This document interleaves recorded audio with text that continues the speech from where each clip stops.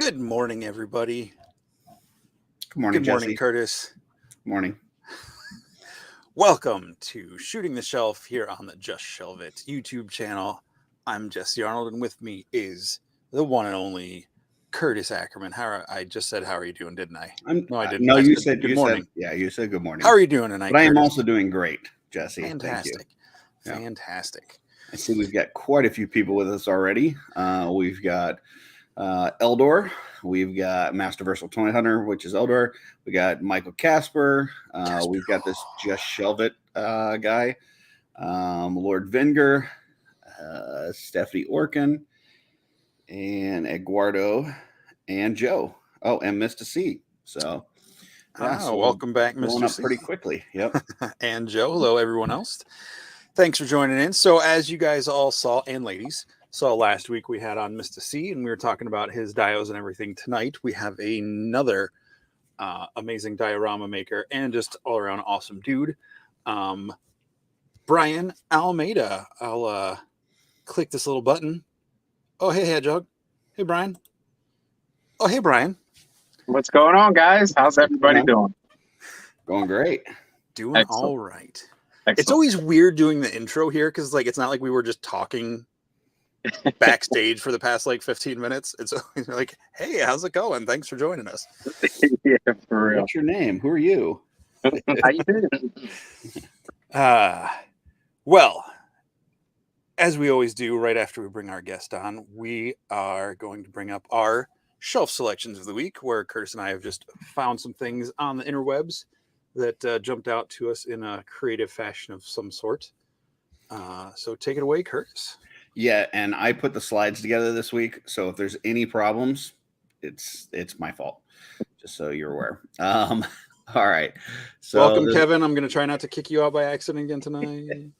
This first one is from me, and it's kind of a little bit hard to see in this picture. There's a kind of this X-Men dio here where it's got, almost like a Savage Land looking stuff up top, and then kind of an underground, looks like a factory or something underneath. I just think it was kind of a cool little X-Men dio. And it's from the same guy. I've got another slide here. This guy does the same one. So this is his Instagram, Phoenix Force Creations. He's got kind of another dio with some palettes and some kind of dungy, grungy background there that just looks very realistic, and his own little X-Men team. So just thought it was a couple cool little dios for X-Men, which I've been getting really into lately. Looks like there's some custom work going on all those heads, at least. Yeah, I know, especially Rogue and Storm, I know he did extra hair, made it kind of really huge. So yeah, he does some custom work on figures as well as working on those dios. So, and they're all pretty shiny, so that's got to be custom paint on those bodies too. Possibly, yeah. That looks really good. The first thing I noticed right away, that cement slab at the bottom with the rebar sticking out. If you look at it right at the tip between the legs of Cyclops, it almost looks like the nose of a shark with the eye and a tongue sticking out of it. Yep, yeah, I totally see that. That's what I thought it was at first, and I was like, wait, why is there a shark there? Oh, wait, that's rebar. That's nice. I like it. It's too early in the Marvel comics for Jeff the Land Shark to be there. Yeah. All right, next one is for Jesse.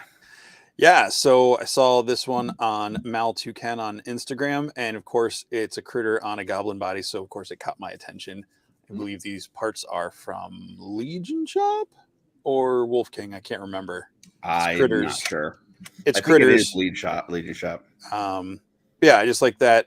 It's got the Krotos bag on there, the flying fox head and feet and everything. Just I like the color palette on the body. I thought that was a fun take. I like those little wings too, the Malphar wings. I hope that we see those in some more figures, or even like a Malphar wing pack, because those little wings are really cool. Yeah, I agree. Malphar is one of your favorite characters or figures, isn't it, Brian? He is. He's a sleeper for me.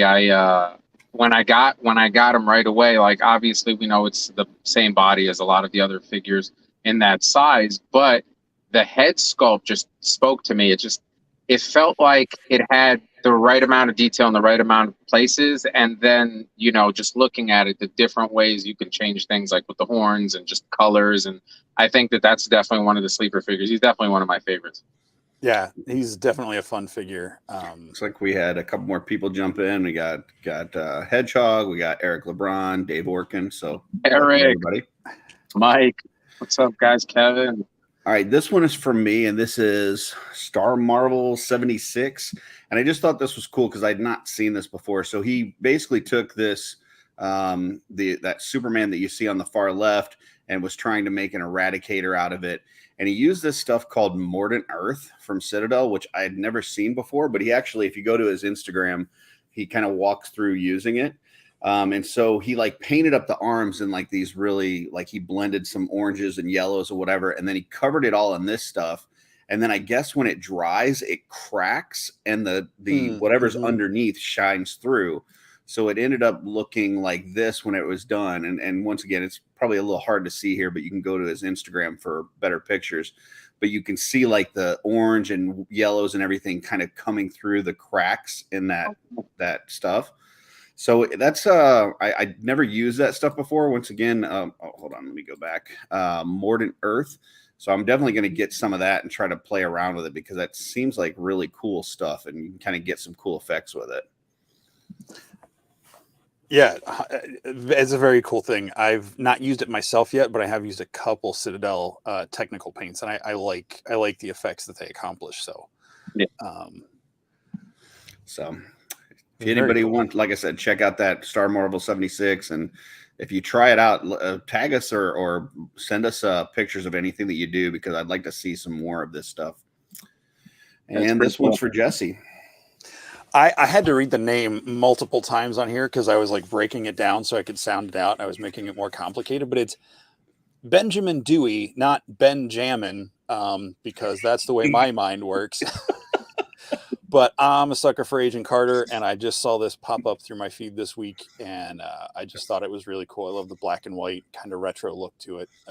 So yeah, I just had to pick that one. I think every Benjamin I've ever met, I've called them Benjamin, so I'm right there with you. Okay. And we got Nate Strong and Dork Lair with us now too, so welcome, guys. Yeah, this is really cool. A nice drawing. I love the that it's not colored in. It looks very kind of old timey, which fits with the the Agent Carter kind of old show and that kind of thing. So yep. I like the way that it came out for sure. The contrast works really well. Mm-hmm. Yeah, good shading and all that. So yeah, there's just enough balance between the blacks, the whites, and the different values in between. Really nice. Yep. And welcome, Trevor. Trevor. So this one I thought was kind of cool, and it is not an action figure. This is another cosplay.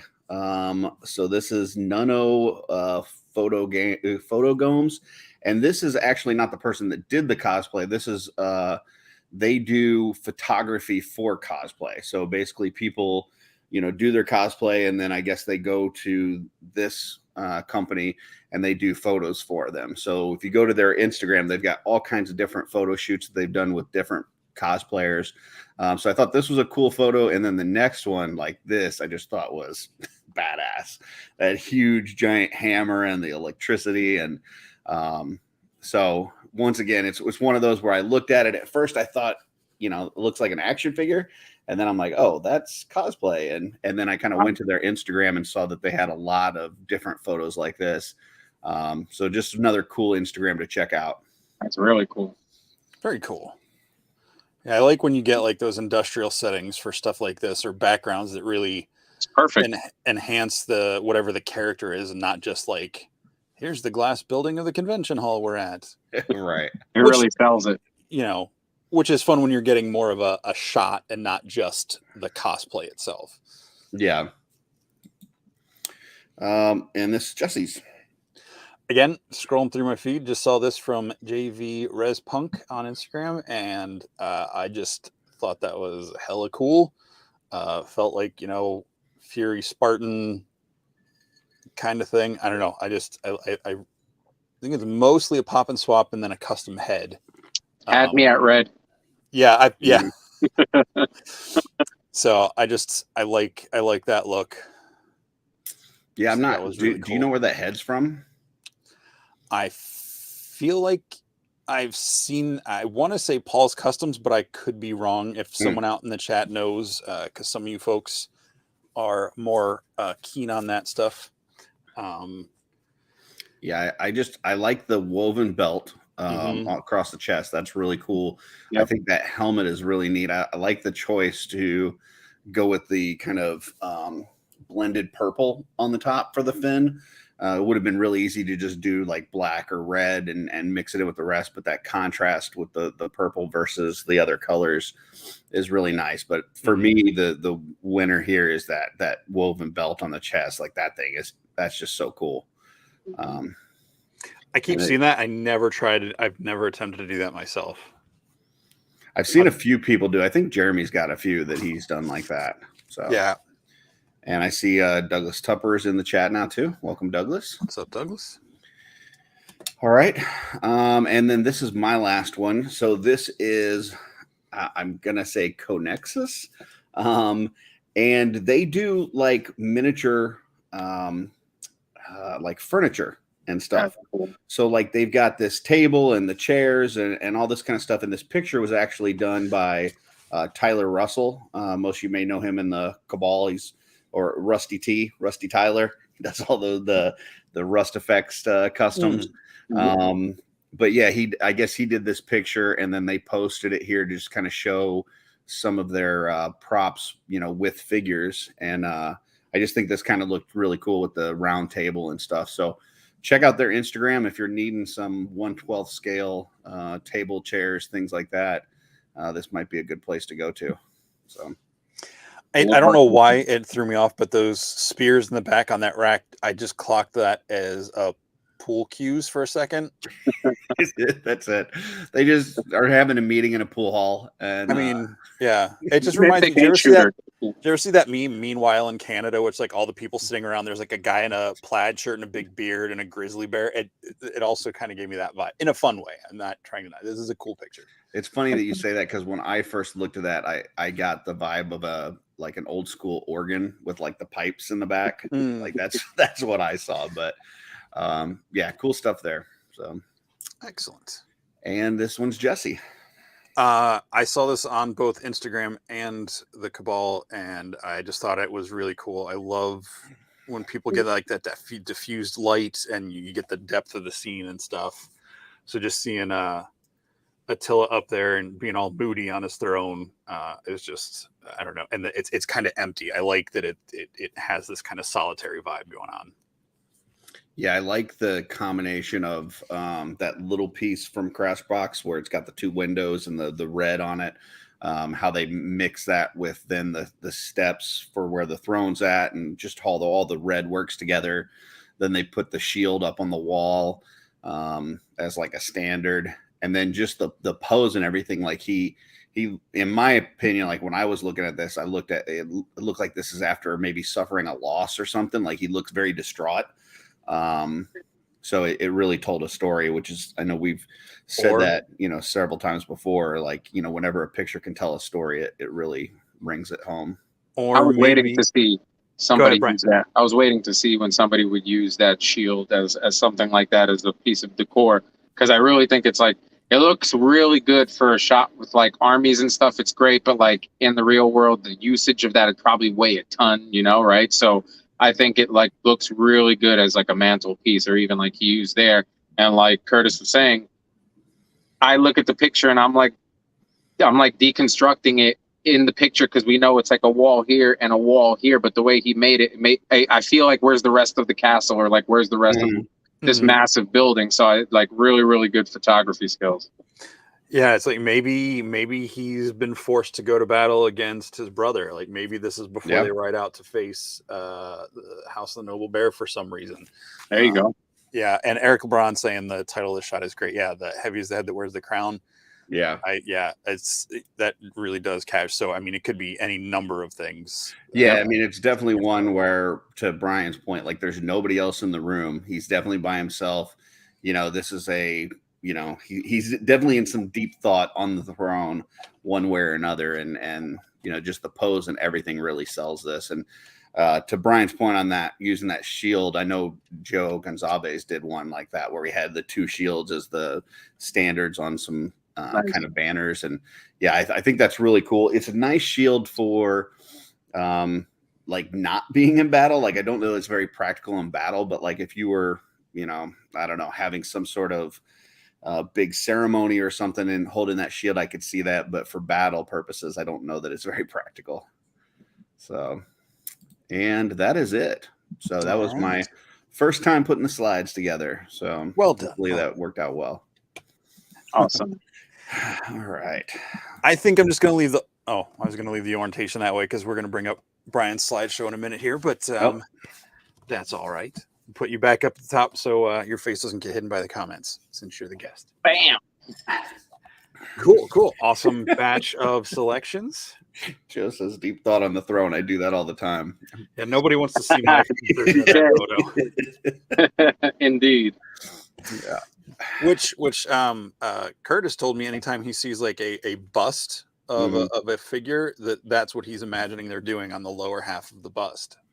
Not intentionally. That's just I was at it was a comic book shop / toy store many years ago, and I was looking at some Marvel bust, and my daughter was like, but you don't see what they're doing from the waist down. What if they're pooping? And so now every time that I see a bust, I think they're pooping from the waist down, so I can't ever buy one. So she ruined bust for me forever. Oh, that's a shame. Excellent. Yeah. Just one less toy that I have to buy. Right. I mean, you can't do a lot with a bust other than just look at it. That's true. You can always repaint it. Well, yeah. True. So, Brian. Yes.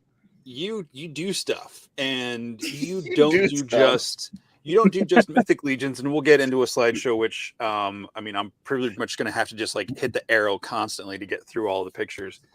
But no, we'll take our time and get them. But before we get into all the Dio stuff, because you've given your story how you've gotten into the Dios and stuff before, you coming out of the RC world and all that stuff. What are some things from, just to, you know, for anyone watching that maybe hasn't seen those things, like what are some things that like got you, like before you got into that, like any like fond memories of toys from your childhood or cartoons or anything that like got you excited about that sort of stuff? So I think the oldest memory I have, the oldest and fondest memory that I have of toys in general, and I guess was a precursor to all of the diorama building and accessory building for me, was HO trains. My father got me into trains when I was maybe 3, 4. I remember going to Toys R Us at the time, walking through the big double door and coming home with this big, huge orange Lionel box set, right? Okay. And then the irony to all of it is that when my father pulled it out of the box, he realized, wow, this stuff is like detailed, it's small, this kid's gonna break it. So he put it out, we played with it, but then like he put it away and never gave it to me because he was saving it so that it wouldn't break because he liked it so much. Okay. So I feel like that was his way of kind of like how now we're adults and we buy toys and things like that. So that was one of my fonder memories. Action figure wise, G.I. Joe for sure. The 4-inch line, I actually have very fond memories of sitting with my best friend at the time on our front porch, and like the figures that were already beat up and wouldn't really stand up very well, we would go and like put them in the middle of the street in like a pose, and we would watch as the cars would drive down and like, he's gonna hit it, he missed it, and when he would run over it, it would just explode into pieces, and we build it back up. And yeah, that was probably the fondest with G.I. Joe. Action figure, like bigger, the McFarlane stuff, the first Spawn stuff, because I'm a huge Spawn fan. So that actually, I remember building dioramas out of cardboard, like massive cardboard alleys and like cities and stuff for my Spawn figures, while I would go with my father on the weekends when he would go drop off. He was a truck driver, so he would drop off toys at KB Toys or pick up food, depending on whatever the load was that week or that weekend. And he would take me because it was like our bonding time. It was more like Dad needs help when we're, changing a tire. Go get me the socket. Go get me the wrench.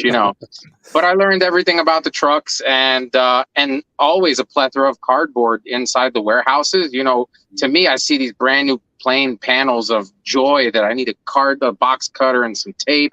So I'm building all this stuff with cardboard, and it's like, oh, we can't take it with us, and I got to throw it out, and that was upsetting. But that was probably my first jump into the Dio stuff. But the biggest selling point for me was Beetlejuice. Okay. I watched that movie, and I loved it. Great movie, whatever. The first scene when they walk into that attic and they see the miniature city all lit up with the tiny cars, and I was like, I need a mini city. It's got to happen. I don't have the space, but I'll put it under my bed, Mom. I need to make this. That was what really wanted me to. I wanted to make my own miniature universe. You were probably too far away in New Jersey to be aware. Did you ever hear of Roadside of America here in Pennsylvania? I did. I've gone to it Okay. 3 times. Yeah. Okay. Yeah. Kurt, Roadside awesome. America I think it's sold. I don't know if it's sold. I don't know. I think last year, the year before it sold, I believe. Yeah, because I was doing runs out that way and I would see the signs there. I don't know if it's still intact and the stuff's still there. It was a massive warehouse size building. At least when I went when I was 8, it was huge. It was a walk through mountain valley train town, miniature town. So there was a train going. It was just impressive because and then there was I think a mountain came up one side of the wall that you walked under. Yep. And it was huge. So yeah, I wasn't really interested in the train part of it, but the whole miniatures, yeah, I get that. Steph's having some sort of giggle fit for something. I don't know because Trevor said that heavy is the head when you're crowning. Oh gosh. Oh gosh. Good play on words. Yeah. Yeah, it's interesting because I think, obviously your Dios are epic, and we've seen the big giant ones that you've done for 4 Horsemen and stuff, but the first that I knew of you was not from doing Dios. It was actually painting. You started doing some stuff for Legion Shop, and I think me and Jesse all started kind of doing some painting for them at the same time. Mm-hmm. And I had reached out to you guys, trying to show some stuff that I was doing, seeing some stuff that you were doing, and share some tips and stuff. And so I just assumed that was your art, was painting, which, I mean, you do a great job at that. And then all of a sudden, you start putting out these Dios, and it's where the hell did this guy come from? He does this now. And then I heard about the RC stuff, and it's this guy just do everything? What? Calm down. All right. You don't have to be in a meal that's good at everything you touch. Let's just settle down a little bit. I wish I could settle down. I do. I swear. Yeah. There is no off switch on you. You are just, no. And I say that in the best way. That was not meant to be a. No, I know. This is my off switch right now. Right. So, is there a certain craft that really is the best for you, or is the most relaxing or most enjoyable, or are you just doing everything? What is? So, I don't know about you guys, but I would find myself all the time with my wife and my mother before her.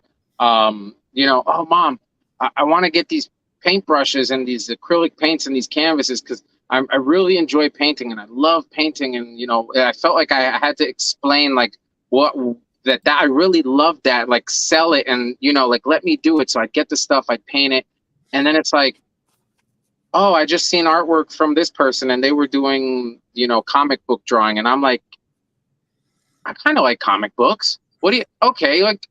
I think I would be happy drawing, Mom. I love comics. I could do it because it's just black lines and thicker and thin and taper, and I got this. So then I would do it. And in short, I used to think that there was something that I couldn't live without, and I find that I have to live without it for a certain period of time in order to do something else. And sometimes I feel like it's a waste where it's well, I'm being super loyal to drawing with a pencil today, but next week I might want to really, really carve some foam to scratch that itch. And then I feel like I'm cheating on the pencil drawing.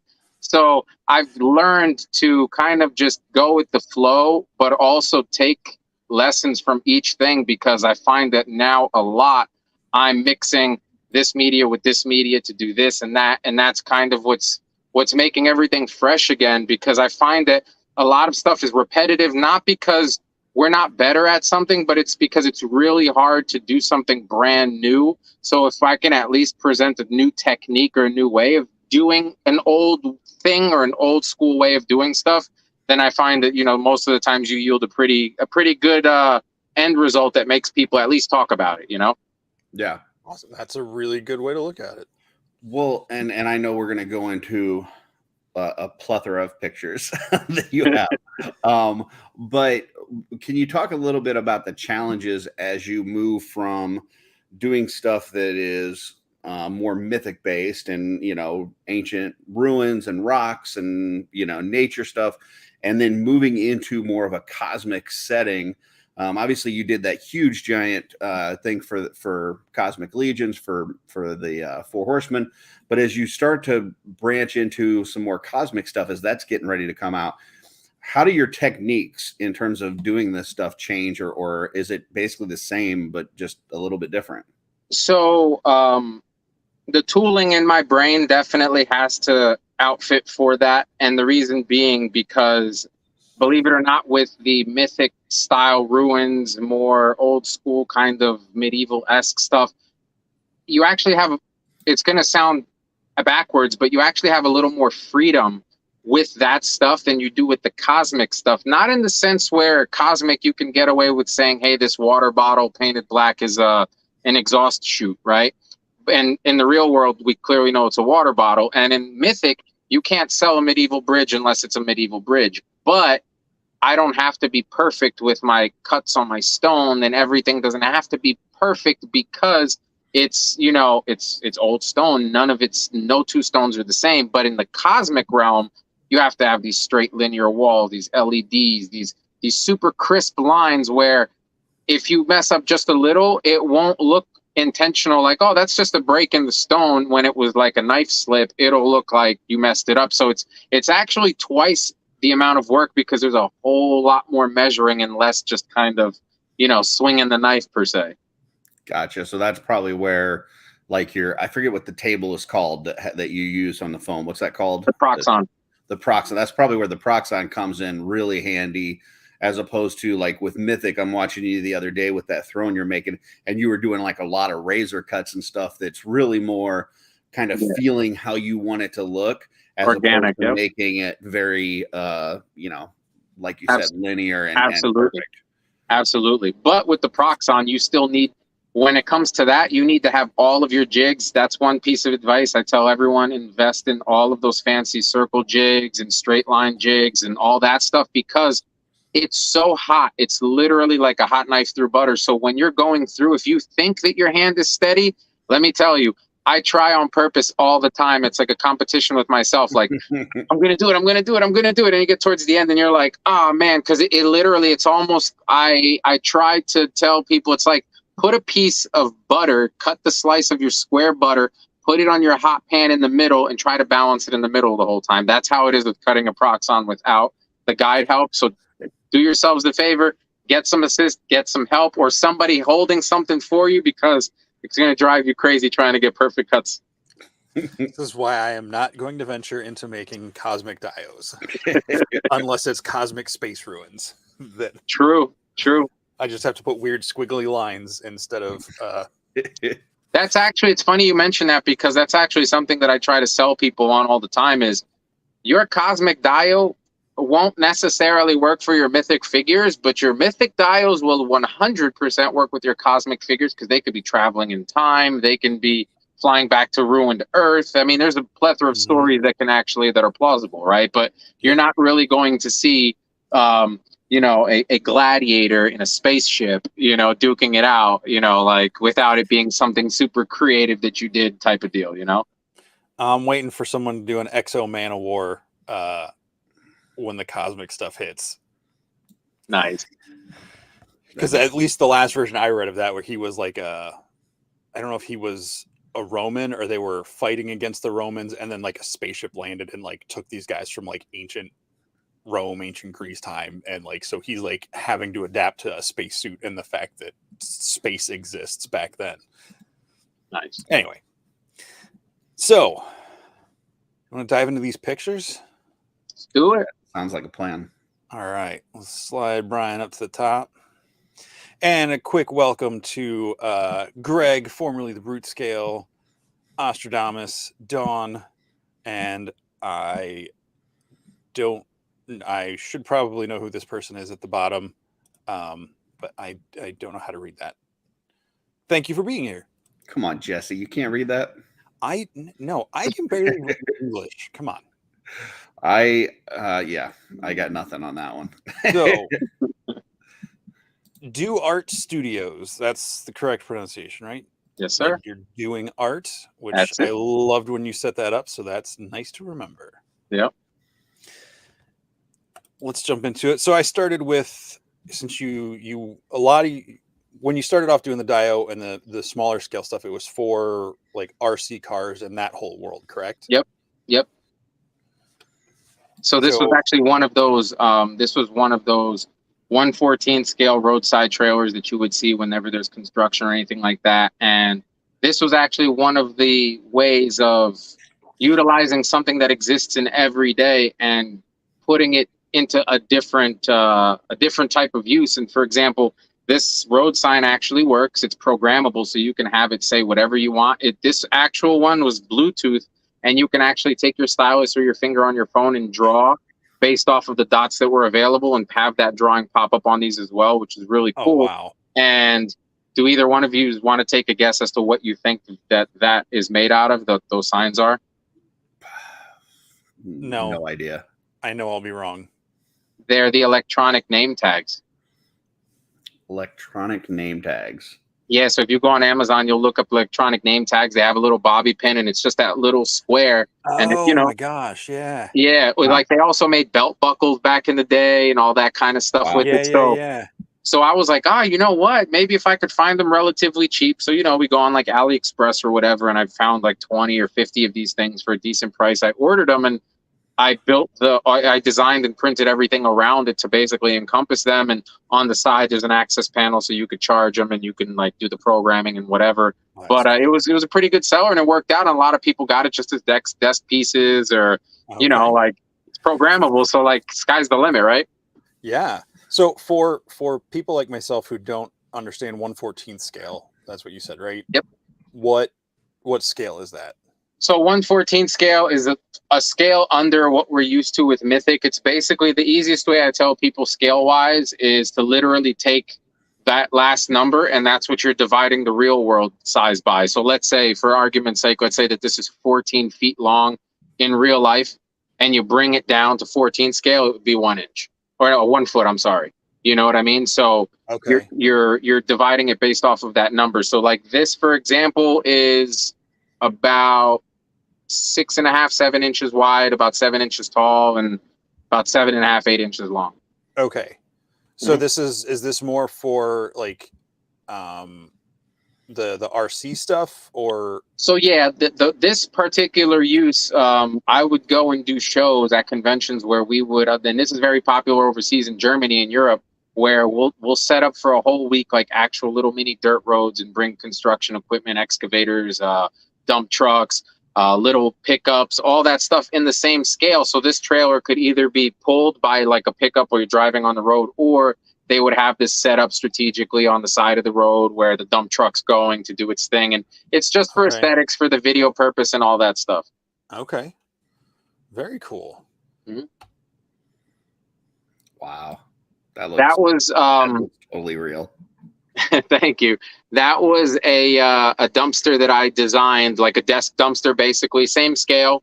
And then one day, like I had a misprint on it, and I just hate waste, right? I don't like wasting food. I don't like wasting material.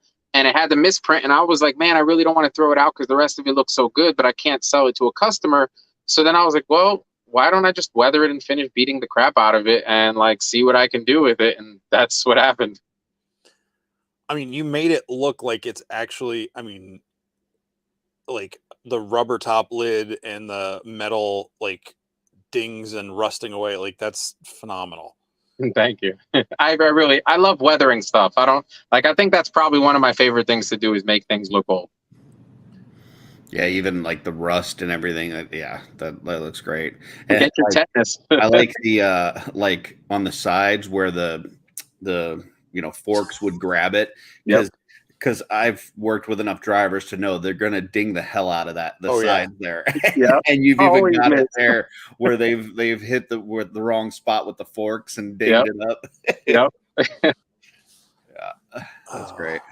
But feel free not to bring up any of the Theodore Rex comments. I'm pretty sure that's my coworker / friend Luke being inappropriate. But yeah, we'll slide through a couple of these here so you can get a little closer. Man, I love the hash marks on the side. Like, is that meant to be what was someone counting there?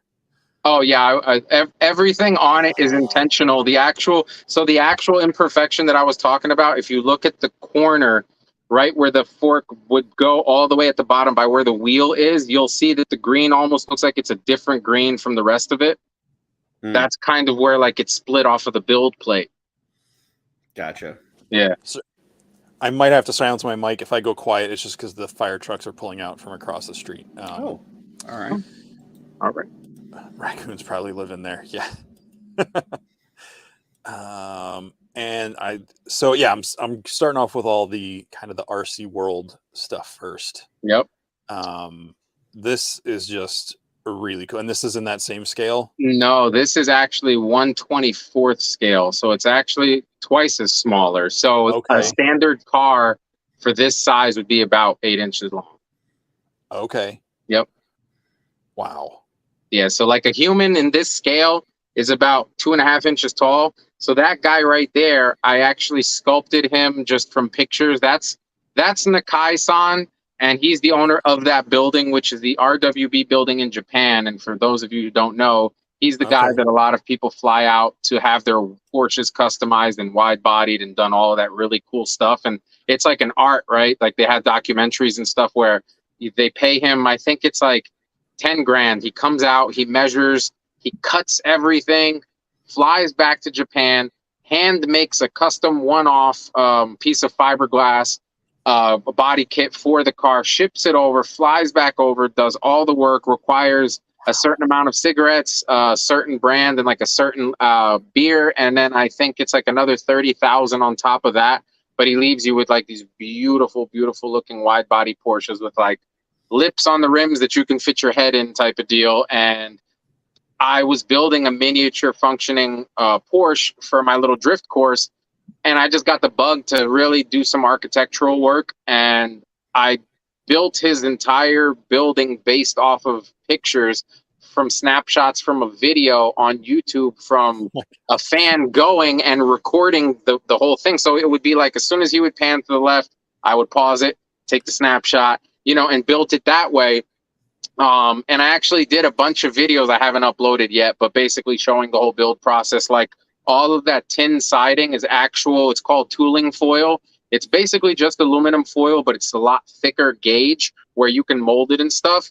And I basically made like a custom gear type of crank wheel that I run it through so it makes that corrugated shape. And then I put each panel on like you would in real life. And I think that's one of the easier ways of selling realism at a different scale is by replicating the same procedure to put stuff together, but just in that smaller scale. So instead of me just putting one big panel and kind of, scribing lines, you literally put one panel at a time. So you see that overlap and, all of that stuff. Yeah, when we had Mr. C on last week, he was kind of saying something similar. Like he had a architectural background. And so he said, kind of as he's building the buildings, he thinks about, how would you make this work in real life? Like, where would you have to have certain, columns and beams and things like that? And then he recreates that in that scale. So, it's interesting to see you guys both have that same kind of strategy as you're making this stuff. Yeah, it works. It's a good strategy to have. It takes a little bit of training, and kind of getting your brain, what I meant by tooling your brain, right? Where it's like measurements and 16 inches between beams, and where does that scale down? And but like once you get it, also write notes, take notes, especially guys that paint. If you paint and this paint works, write that recipe down. You will not regret it, because later on when you're trying to replicate it, it's like working twice as hard and it sucks. Yeah. I have no idea what you're talking about. So let me ask you a question. I think I know the answer to this. The corrugation on the metal siding there, is that how accurate to the actual building is that? So like if you went and counted how many is it anally exact. That's what I thought. Yeah. That's crazy. So the only thing I did different with this from the actual building, so the actual building is 3 more windows deeper. So I literally cut the building in half, because the other half is like his spray booth area where he paints and does all the body work. So Okay. I just didn't have the space at the time to build the rest of it. So I literally just built that forward half that has the display and all the t-shirts in there. Because I actually, like where the t-shirts were in the cubbies, I went and took a bunch of different colored t-shirts that I had, and I cut thin strips and then folded it over each other. And yeah, you can see. And the fabric on the pool table is real pool table fabric. Yeah. The chair was one of the things I did with paint to make it look like it was leather. So that's not actual fabric, but I did the paint wise. But the fabric on the pool table and the fabric like shirts is actual like fabric for the stuff. And you printed mini decals to put on those shirts, didn't you? Yes. Well, actually, I didn't print many decals. I actually, because his logo is just RWB, so I hand drew RWB on Okay. the 4 top ones. Wow. Wow. And is that you? Is that a mini you? Yes, that's a mini All me. right. Nice. All right. And I slipped over this one. The comment you said with this was, I believe, built from the ground up. And it took me multiple minutes looking at this to realize like that's an actual motorcycle. Yeah, so this is during my motorcycle days. I still have her in the garage. She hasn't run in like 4 years because time just is non-existent these days. But I literally bought that as a motor and frame. Bought all the panels. That's all of the what looks like honeycomb style is basically carbon Kevlar that I hand laid myself, because one day I was looking for carbon fiber parts that didn't exist. And I was like, I need to have them. It would look so cool if they were on this particular section of, my car. And I got like down that rabbit hole of like learning how to do the carbon fiber. But at the time, we didn't have YouTube or, the stuff the way it is like this. So I had to learn calling people on the phone. So how many parts to hardener and what do I do after and which sandpaper? Oh, and wow. a lot of those hard learning lessons. But after I got it down, I was like, okay, I'm never doing this for anybody because it totally sucks and takes forever. But I will do stuff for me because at least I will have it. And pretty much every panel on the bike has a piece of carbon Kevlar that I hand laid. And the paint job, the different colors was just a play on browns, the family of brown, because I have my CRX, which is also that same color. It's Porsche Macadamia Brown. And I just basically played with the brown family, and I replicated the Repsol paint scheme and just repainted it with all those colors. I did the powder coating on the wheels and basically did all the mechanical work. The only thing I didn't do was tune the bike because I don't know how to deal with that kind of software and programs and stuff. But yeah, that was my baby for a while, and haven't rode her, and I kind of miss it. I don't understand. Brown half family of the words sounds like a neighbor down the street. I went and visited the Brown family.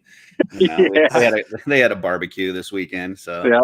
I didn't understand half of the words or how you used them in that last minute, but it's still impressive. So Sorry. Yeah.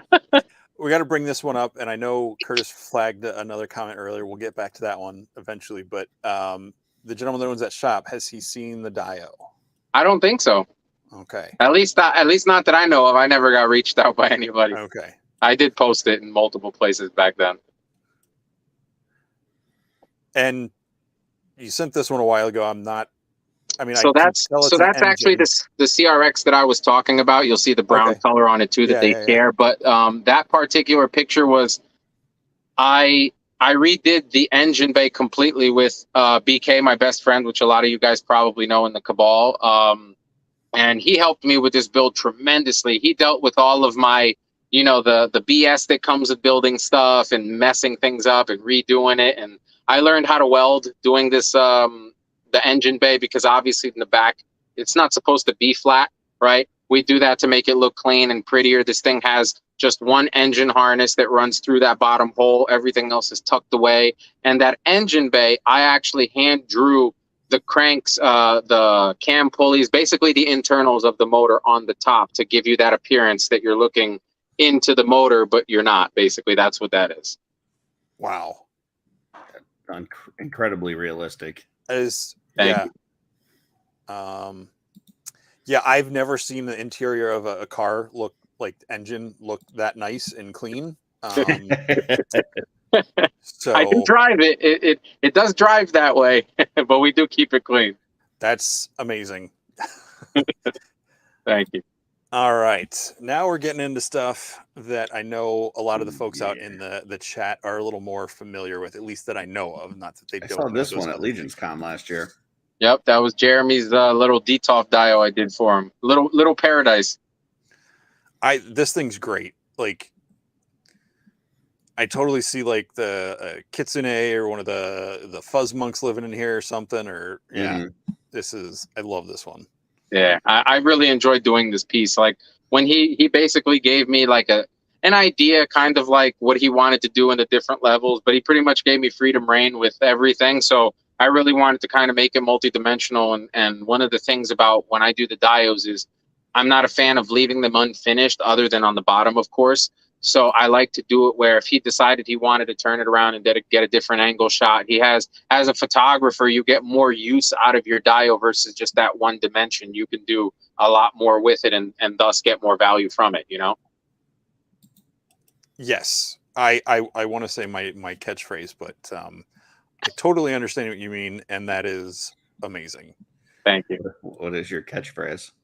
Absolutely. Oh, okay. Absolutely. I do like that you can get it, like you can do photographs from all different angles on it. So, it's not like all your shots look the exact same from the exact pose. Yeah. You can turn it and that's the same thing with the stuff that you did for the 4 Horsemen, those big giant ones. Like, it's almost like every time you look at it, you see something new. Yeah. Which is really cool. Yep. Yeah, I love this one because you've got the door up top that looks like it's going to go into like a home or a shop or something. Right. And then you've got this archway down here. I'm doing the mouse thing again. Down below where it's like, it's almost like that's like, when you see in the streets in New York, you can like either step up to the house or go down the stairs to the bar on the lower level. Step up. Oh, come on, man. I wasn't even trying. But then you walk out on the stones and you go under that archway and like there's like the marketplace or like the next street of houses or whatever. It's just yeah. And I think that's it for that one. But that was really cool because I know, Jeremy had a plan like going into this past year's LegionsCon where he wanted to set up this like basically art exhibit of all of his, furry creatures. And so this was just a nice little addition to that setup and everything that he had going there. Yeah, he had a lot of other dios there too, like from different artists and stuff. And it looked at his whole setup looked really nice. Yeah, he also had that dojo one. That was really cool. Yeah, that was cool. I'm not sure who did that one, but that one was cool too. I like that underneath the stairs, that little crate. That's cool. So that was the Nosferatu Dio that I finished for a customer a little while back, and it was an afterthought where he was like, and actually you can see in the photo because I just caught it now too. If you look right above the box, you can see that little tiny like what looks like a red line over it. It's basically a lead. Okay. He wanted a torch on it, and he was like, "Can we make it work?" And you probably would have just drilled a hole, ran the wire in the back, but because like I finished the diodes all the way around, I told him, I said, normally I try to find out if we're going to put electronics in before or after so I can pre-drill holes and have everything hidden.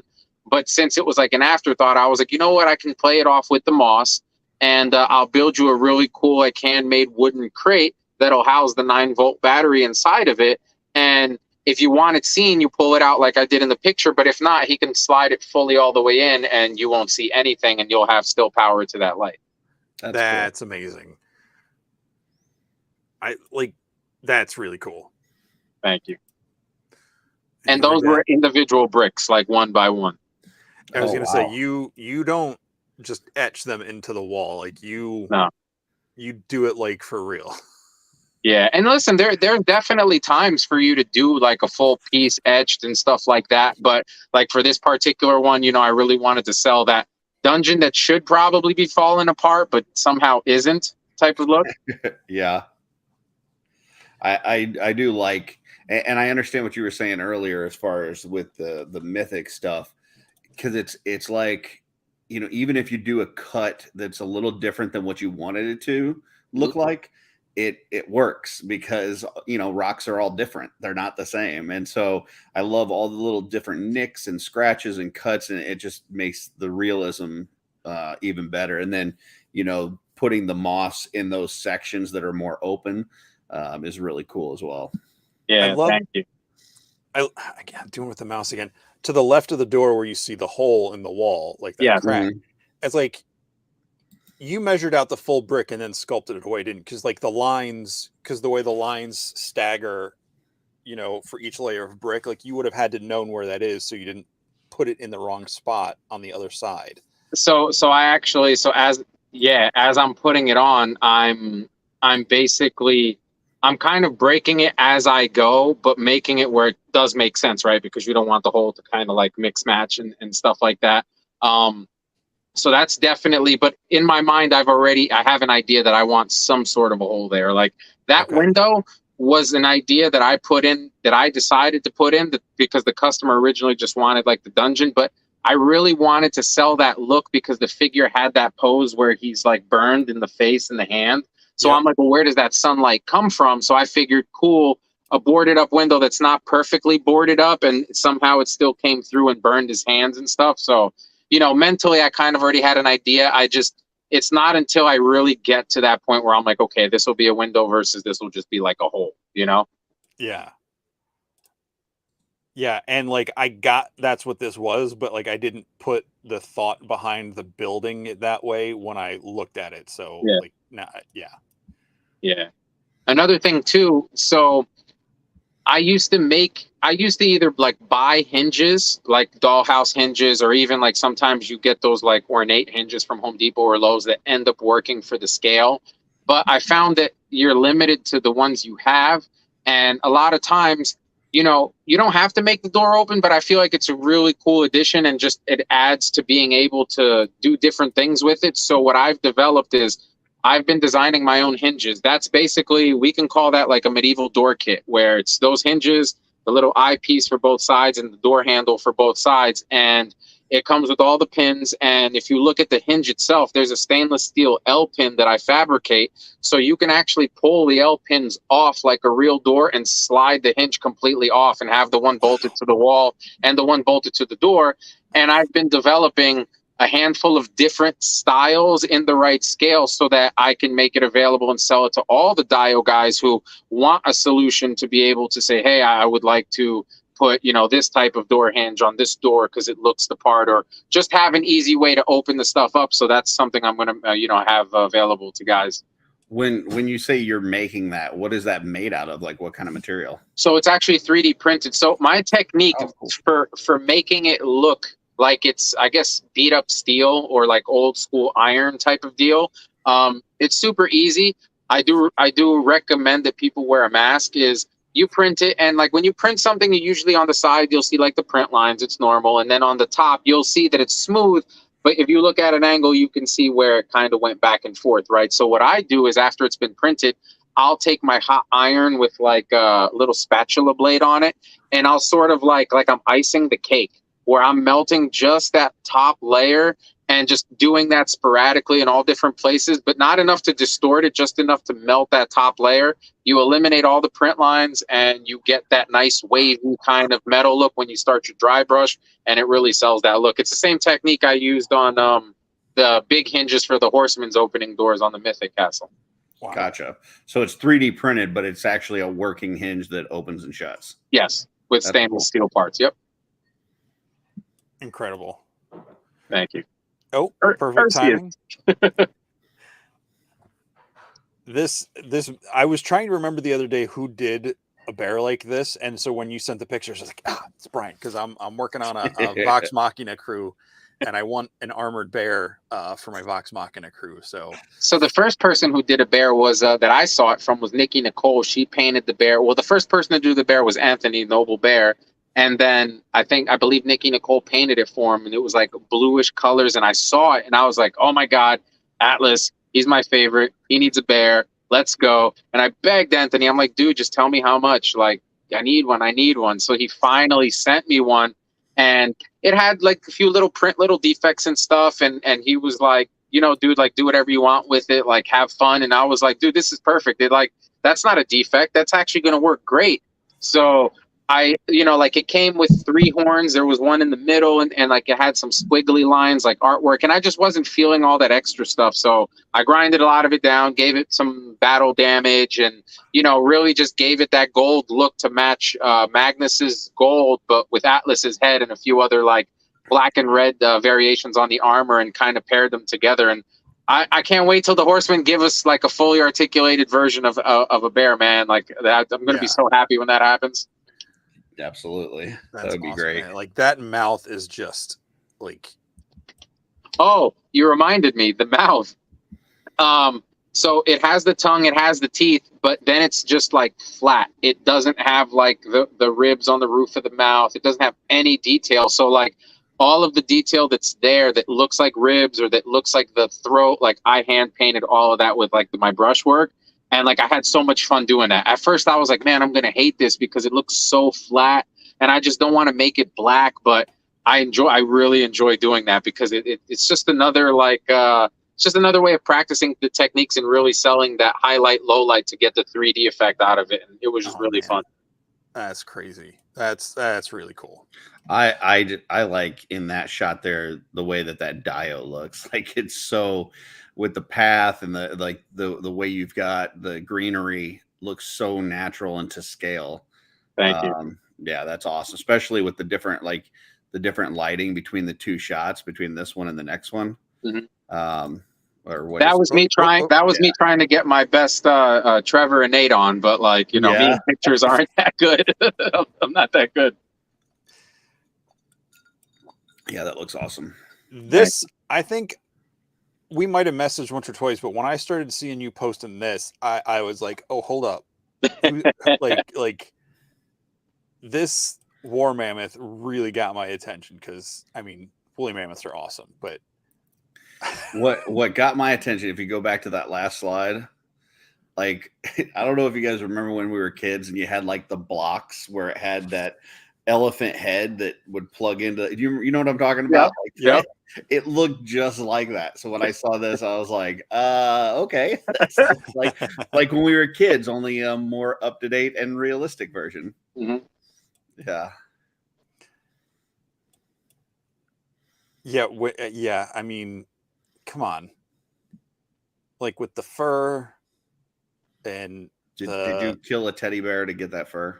No. So actually, believe it or not, if you go to Hobby Lobby, they have that faux fur, and they have the dense one, which is like the less long-haired one, and then the long-haired version. And I was like, this might actually work. I started at the store. I was like kind of stretching it, and I was like, can I get this to wrap around my knuckle like without flapping over? And I'm like, this is good. And you'll notice in some of the pictures, maybe even in the side picture, where it looks intentional, where the hair is longer on some parts. And I did that for 2 reasons. One, these guys would have never got a haircut, right? Like their hair is just what their hair is going to be. There weren't very many woolly mammoth barbers around, right? And two, I strategically put longer hair on the joint areas, so when I bend his knee, you don't see the joint because the hair is so long it covers it. That's cool. Yeah, smart. This thing's great, and I love that you made the visor of the helmet, like the armor, look like. I mean, it the barbarian. Yes, thank you. Yeah. So my first custom with Mythic was my my Duarticus the Destroyer build, and right away, I was like, what can I do different that nobody else has done? And like with that picture, I mean, I believe you have that picture. So when we get to it, I'll talk more on that specific one. But yes, It was done intentionally to match him because they were basically supposed to be the pair. Okay. And I just love seeing the scale of it next to that tree because it's just, it's awesome. From far away, when I took the first initial picture from far away, it literally looked like I had some kind of rodent in my backyard. Got a comment here from Cullen. Loves that Brian shows us the projects in progress as they go and shares so much info. 100% agree. We mentioned that last week with Mr. C and some of the stuff that he has with breakdowns. Love your videos when you go live, and then even just the stuff that you post when you show the progress pics, because those of us that dabble a little bit in this and never would attempt to do something quite this extreme, but it is nice to see the progress pics, and if we wanted to try to our hands at it, that we understand kind of what went into it. Absolutely. Yeah, it's just, it's incredible. Even if you don't ever intend on building, just like getting to see the steps, like it's really cool. Yeah, it's really cool. I find that that's my way of like helping other artists, because I feel like all of us who have ever done anything for pay, whether it be a custom figure, a dio, a paint job, anything, I feel like we're always trying to we're always having to explain to sell ourselves, when it's like, dude, if only you knew what like actually went into this, like why the price is what it is. I feel like doing those before and after shots really help the person say, oh wow, it's not just like he rattle canned it, like this guy sanded it and wet sanded it and primered it and like repeated and rinse again. And okay, now I understand why there's like 400 hours into something and why the price is what it is, because I constantly see it all the time. And most of the time people comment on that stuff because they don't know, Well, and I think I would like to take a moment and just kind of address that, because I know I've heard you bring this up before too. Like, you have to understand when you're paying for custom work like this, there's a time aspect, there's materials, but then there's also the amount of experience that person has that goes into this. Like, because these things you don't just get this kind of skill overnight. It's kind of like if you go to have open heart surgery, right? I could do it for much cheaper than a heart surgeon, but I don't have the knowledge and experience, and you're probably not going to have the same results. In fact, I pretty much guarantee you're not going to have the same results. So you pay for the surgeon that has that experience, and that is their specialized area of expertise. And that's part of what you're paying for as well. So, if somebody posts something and they're selling it or whatever, and you think it's too much, just understand that there's a lot more that goes into it than just even the parts and time. There's also that other aspect as well. Absolutely. Yep. And I got to point this out too. It's balancing on its back legs. So I'll share my little secret with that too. It's called a counterweight. And what I did was the bottom section of the back feet, I hollowed them out and I filled them with little 2mm lead balls. And then I sealed them shut. So the actual weight back there is so heavy that I could almost pose this thing anywhere I want and it's going to hold the shape as long as the joints are tight enough. That's amazing. Nice. There you go, folks. Now, this one... That's for Curtis. Okay. Curtis said that he really liked how that dio was and how it was laid out, the one with the trees and stuff. And it actually started as my twin height racetrack mountainside for my slot track. And where you can see like the car, like that question mark shape is kind of like the car would go down or go up, however you ran the track. But I kind of lost the love because nobody else would do it, and it like wasn't fun playing by yourself, and I was running out of space. So I was like, I don't want to throw them away. I never fully finished it. As you can see, it was like wrapped in plaster. I never got to actually paint that section. And I was like, you know what? I can kind of see it being like a walkway for someone in the woods or like in the forest. And then obviously I turned it into this thing. Awesome. Yeah, that's really cool. Yeah. So in a way, I still got to finish it. It just had a different purpose. So enlighten me. I feel like the name of this is ringing a bell, but I'm not placing Meridal Forest. Yep, the Meridal Forest. And we give that credit to our good friend, Mr. Michael Casper, because he's fantastic with his storytelling and his writing and stuff. And, you know, as you get older, you learn, like, hey, I could tell a story, but, like, if I know someone who can tell a better story and they actually want to, like, hey, dude, here's what I'm building, help me out. And he would do his own research. He would come back and say, what do you think of this? And what do you think of that? And I can't recall any time that I've ever said, I don't like that idea, Mike, it sucks. Or let's do this. Every time he comes with something that's like, dude, you're a genius. Perfect. That's what it's going to be. And it's got a whole bio and everything. And, you know, it actually, like, it makes me want to do it more. Like, it inspires me. Like, cool, I'm telling the story now. So Andy's got his own dino named after him now. Oh yeah. Does he? Yeah, you didn't see that in the Armies of Ashmore. They've got a Michael Casper dino. It's the albino one. The albino Triceratops unlock the Kickstarter exclusive. Which I want to point this out. They did meet funding goal, so congratulations to Matt Rodriguez and the Defenders of Eden Armies of Ashmore stuff. They are over their goal and they have about 2 weeks left. Yeah. So hopefully we'll get some more cool unlocks.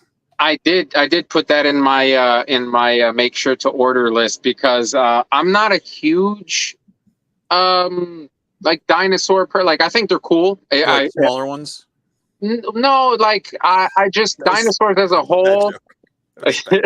Dinosaurs as a whole, I'm just like, they're cool, but they're not really like I rather other things. But like, I really liked what he did with the line, and I love the size, like the sheer size. And all I keep thinking is, like, what kind of dio can I make for these? Like, I'm always like, I want to help. I want to help these. Like, if I like the figure, I want to help the company in the sense of, like, does it have lore? Oh, cool, you got lore. Great. What does your trees in your world look like? What does your grass look like? You know, what do the base things look like? Because now I'd like to, like, build a world to complement the figures, right? Because they look great on a shelf, but if you put a figure on a really cool dio, it looks even cooler.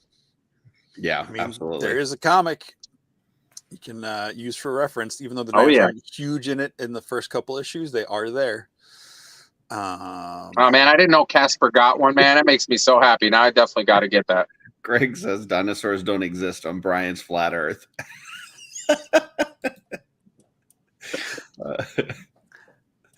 That's funny. Yeah, this. Okay. Oh wait. The trees here. The trees. So is this?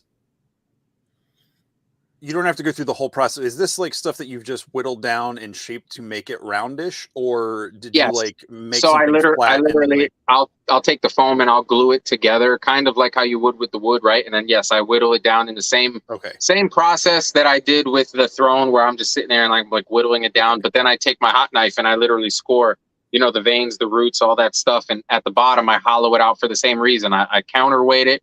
So when I put the leaves that are super heavy, you know, before having weights, it was terrible, dude, because you had to either puncture something to hold it up, or like, it was bad. So once I put like weights and I started going to like Harbor Freight and getting the like actual car wheel weights, because it was the cheapest weight you could find. And I just plug them in there, fill it with hot glue, and it's perfect. It's like you could push the tree and it looks like it's in the wind, where it just like bobbles but comes back, and it's like amazing. I could just move them and take pictures, and it doesn't take 4 hours to set up trees. Okay.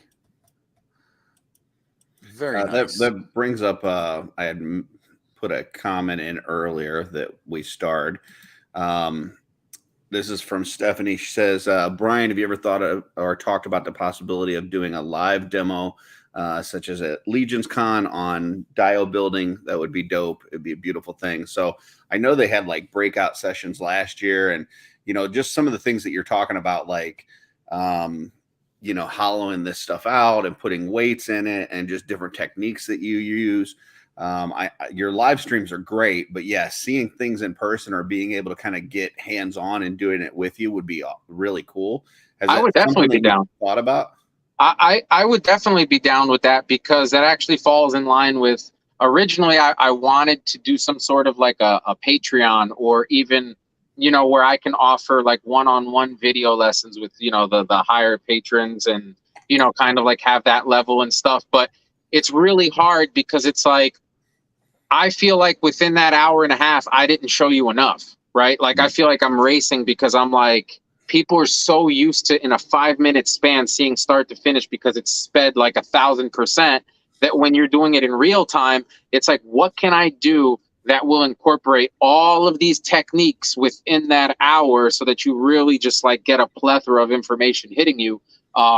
So yeah, I would. It's just a matter of how much time do I have, and then like basically setting that plan in motion in my head where, okay, let me maybe experiment for a friend, or hey, come over and watch me do this for an hour and let me know what you think. Are you going to fall asleep? You know, I also don't want to bore people, you know, because in my mind, I'm like, everything has to be exciting for them, right? But unfortunately, you know, maybe cutting foam isn't exciting. Sculpting it might be, but you might not like cutting it, or you might not even like painting it, you know? So it's really hard and it's a fine line. But yes, I would totally be down, because I would like to teach more people. I feel like this is one of those like dying arts that's now being like replaced with your injection molding and your 3D printed parts. I saw a castle earlier today that was like super badass, and then I found out that the whole thing was 3D printed, and I was like, that's cool, but it's not the same, right? Right. You know? Yeah, the one thing that I do miss from your live videos though is having Greg there with you, because the dynamic between you and Greg when you're doing a live together is pretty special. We don't miss no comments with Greg. That's true. No, he sir. catches everything. So, are you going to intern for a day this year? I would like to. I don't know as of yet. Okay. I know last year I had some things come up that kind of prevented me from being able to make it, but I would love to. You know, I know it's a great experience. Like, I had a blast watching it online this past LegionsCon, but obviously being there, I know was a whole different experience. Yeah, well, and the reason I ask, and this is, I'm going to bore everybody else in chat, but my son and my wife are going to the intern on Thursday, so I'm going to be dropping them off, and then I need to find something to do. So may see if I can pop over to Duarte Studios and see what's going on. Hey, doors will be open for everybody to come down and check out what I got going on. Okay, might have to take you up on that. So this is cool. What do we got here? That was the start of the my little Master Blaster project that I got hired by a customer to do that little Master Blaster kind of build based off of an artist's artwork that they did the concept. And right away, I got super excited because a lot of the stuff on it required either a design in a 3D print, or in the case of what I did was basically taking parts that exist and literally cutting them with the razor, modifying, sculpting, you know, twisting them around and like reusing the pieces, and then adding my own stuff to like really sell the look of the original design. I love these bracers. Those leather bracers are so good. So you took the Oger scale bracer, trimmed off the outside part. Yep. Made leather and fur and grommets and twine or thread or whatever it is, lace them all super up. Small grommets. Like, I don't even know where you find grommets that small. So that's another thing I'll be offering the guys, like little starter kits with the punch grommet set and all that. If for those that want to make their own soft goods, I get these ordered from overseas from just experience from one of the factories that I deal with for the RC stuff, and I happened to bring this up to them, and they were like, "Yeah, we can make these for you." So that's what I've been using. That's cool. So just because there's so many pictures here, and I don't mean that in a bad way, I'm just scrolling through them. Cool. Feel free to jump out and start. I think I put the picture of the concept art at the end by mistake. Yeah, so basically I took the Goblin, and what I did was I used the swoosh arms, painted them green, did the same concept with the fur. The helmet on top, that's actually the Goblin Legion Builder head, but I popped the mouth off and I actually implanted stainless steel teeth into it and gave him the whole open mouth concept like the artwork had.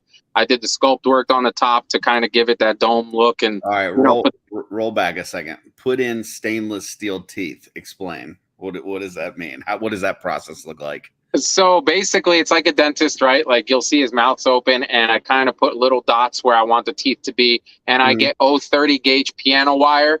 I clip them about 4 or 5 millimeters bigger than what I want it to be, and I take a micro drill bit, and I wrap it in electric tape and like 2 rubber bands for grip, and I sit there with my finger and I go like this, and I literally drill into the gums of the figure and literally insert the stainless steel rods one by one. After they're put in, I take a file and I shave them down to get like that shaved effect, which takes a little long because shaving stainless steel sucks. And then I take, do I have one here? I don't think I do. I take basically like a glue dropper that has a stainless steel tip. And what I do is I take resin, like your 3D printed resin, and I shake it really well. And I put a drop right on the tip and I let it drip down into the gum. And it does this like sharp effect where it helps to fill the gum area. And I cure it with the little black light and basically do a little more shaving to clean the teeth area and just paint it. I mean, that's a crazy amount of work. That Like, is, yeah, like you do, yeah, you do. you know, like, yeah, this is normal everyday stuff. You know? Just fold in the cheese. Yeah. Bonus points if you get that reference. Yeah. Good stuff. So he's got his little actual metal teeth, and I just love this like stomp pose. Like he just looks like a little miscreant, just like an absolute turd. I was really happy with those pictures actually. Like I was like, oh, I think these are actually pretty good. Yeah, So they're nice. Both of them completed. There's the chair. I wrapped it with leather and then I damaged it on purpose, obviously, to put the staples in and the folds and basically sell the artwork from the artist, basically. Man, take the spikes off and that looks like the desk chair I'm sitting in. And I made it so that little flap it literally slides right over the back of the soft goods back chest brace piece that I made for him. So this way he can actually just pop it right off and be able to use both figures without it being like permanently affixed to the back, you know? Love it. Oh man. And you made that axe too, right? Yes. So the axe it's funny because I 3D printed the axe and it was a perfect axe, but then I wanted it damaged and I was like, well, I could have just designed the damage, but then in my brain, I'm like, well, I don't want two people to have the same exact damaged axe. So I went and printed 30 of those axes and sat here for I don't know how many hours with the razor blade and messed every single one of them so that they would all look different. I haven't finished them all yet, but yes. That's crazy. That's awesome. And next up is one of your more recent, at least, reveals. My Jersey Devil. Love that. Love the use of the horse legs. Alder. The moose legs, rather. Yep. Yeah. Yep. So he, I got inspired by Trevor and the guys pop and swap thing, right? And, my time is limited. So I really had the idea of a pop and swap for this guy, but it didn't fit the criteria because I think I used like one or two more figures than technically I was supposed to, right? So I was like, you know what? It's cool. I'm not going to get in it. I'm just going to build it the way I want. But let's hold out for the Horsemen because that little part of me is like, we're in Jersey Devil. Like, is it going to be this year? And when it wasn't, I was like, cool, I'm going to do it. But I challenged myself and I was like, let me do it in a way that I don't use any third-party parts. And I just try to use what they have or modify it to kind of fit. So first thing that came to mind was Krotos. Krampus is cool, but that's too on the nose. And I feel like Krotos is more, the goat devil kind of thing. So I did Krotos' top, Krampus's horns, Krampus's mouth, tongue piece. It's Krotos' chin, just modified, shaved. I did the stainless steel tooth thing to the top of Krotos, so all the teeth on the top are the stainless steel thing. I used Krampus's neck piece, but I actually cut out the holes so that the wings fit right in the back without having that big bulky piece in the back, so it looked more natural. I used your regular Legion Builder skirt piece kind of thing because it was the more natural looking one. I didn't want like armor or anything. I used Varg's bracers, Varg's wings, and then I used Alder's basically bottom leg section from the rear legs. Originally, I was going to use my extra Nefarious because of the Nefarious build I did, but they were shorter and they had the hair, so it made him look like cuddly, like he belonged in like a fairy tale. And I was like, no. And one day Alder fell off of my shelf for like the 60th time. And I was like, okay, Bambi, what's going on? And it just hit me. I was like, wait a minute. Are the peg holes the same size? Let me check, because this has the hoof and it's thinner and longer. So it gives it that more lanky kind of, mean look. So I was like, oh, wait, they do pop in. Excellent. And then the only other modification I did was I took the hands, Varg's hands, and I cut off the 2 fingers here to give it that 3-finger look because I just feel like it's more creepy that way. I love that. So, I mean, I love all of it, but like the 3 fingers definitely. So now you just got an alder with no 2 back legs. Like he's just so, like. So we might get a cosmic Professor X meets Alder kind of build. You never know. I'm sitting there looking at something like this, and it's like, so you took apart a moose for just the legs, and then you're stuck with this moose that now has no legs. Like, that's just commitment to the vision that you're trying to create. So. Yeah. Brian, we're about an hour 20 in, so usually the show runs about 2 hours, but we're okay going a little longer. What it would now be a good time to do that special reveal? I think so. I mean, hey, why not? People are here to see that special reveal, right? It's been in the making. Well, it's been in the works for an extremely long time, and I was just very hesitant to put it out because, you look at something and you're like, I want to change this, I want to change that, and then you get to a point where you're just like, let's do it. You either like it or you don't, right? Okay. Well, apparently it's only letting me do 100 slides at a time, and so I'm gonna have to get to it on the other page. So bear with me, folks, for the technical. So apparently, for anyone doing slideshows, 100 is a limit on the Google Slides that you can import into StreamYard. Beautiful. Anybody have any questions for Brian while we wait? Throw it in the chat, and we'll try to get. I do not enjoy long walks on the beach, in case anyone's interested. Okay.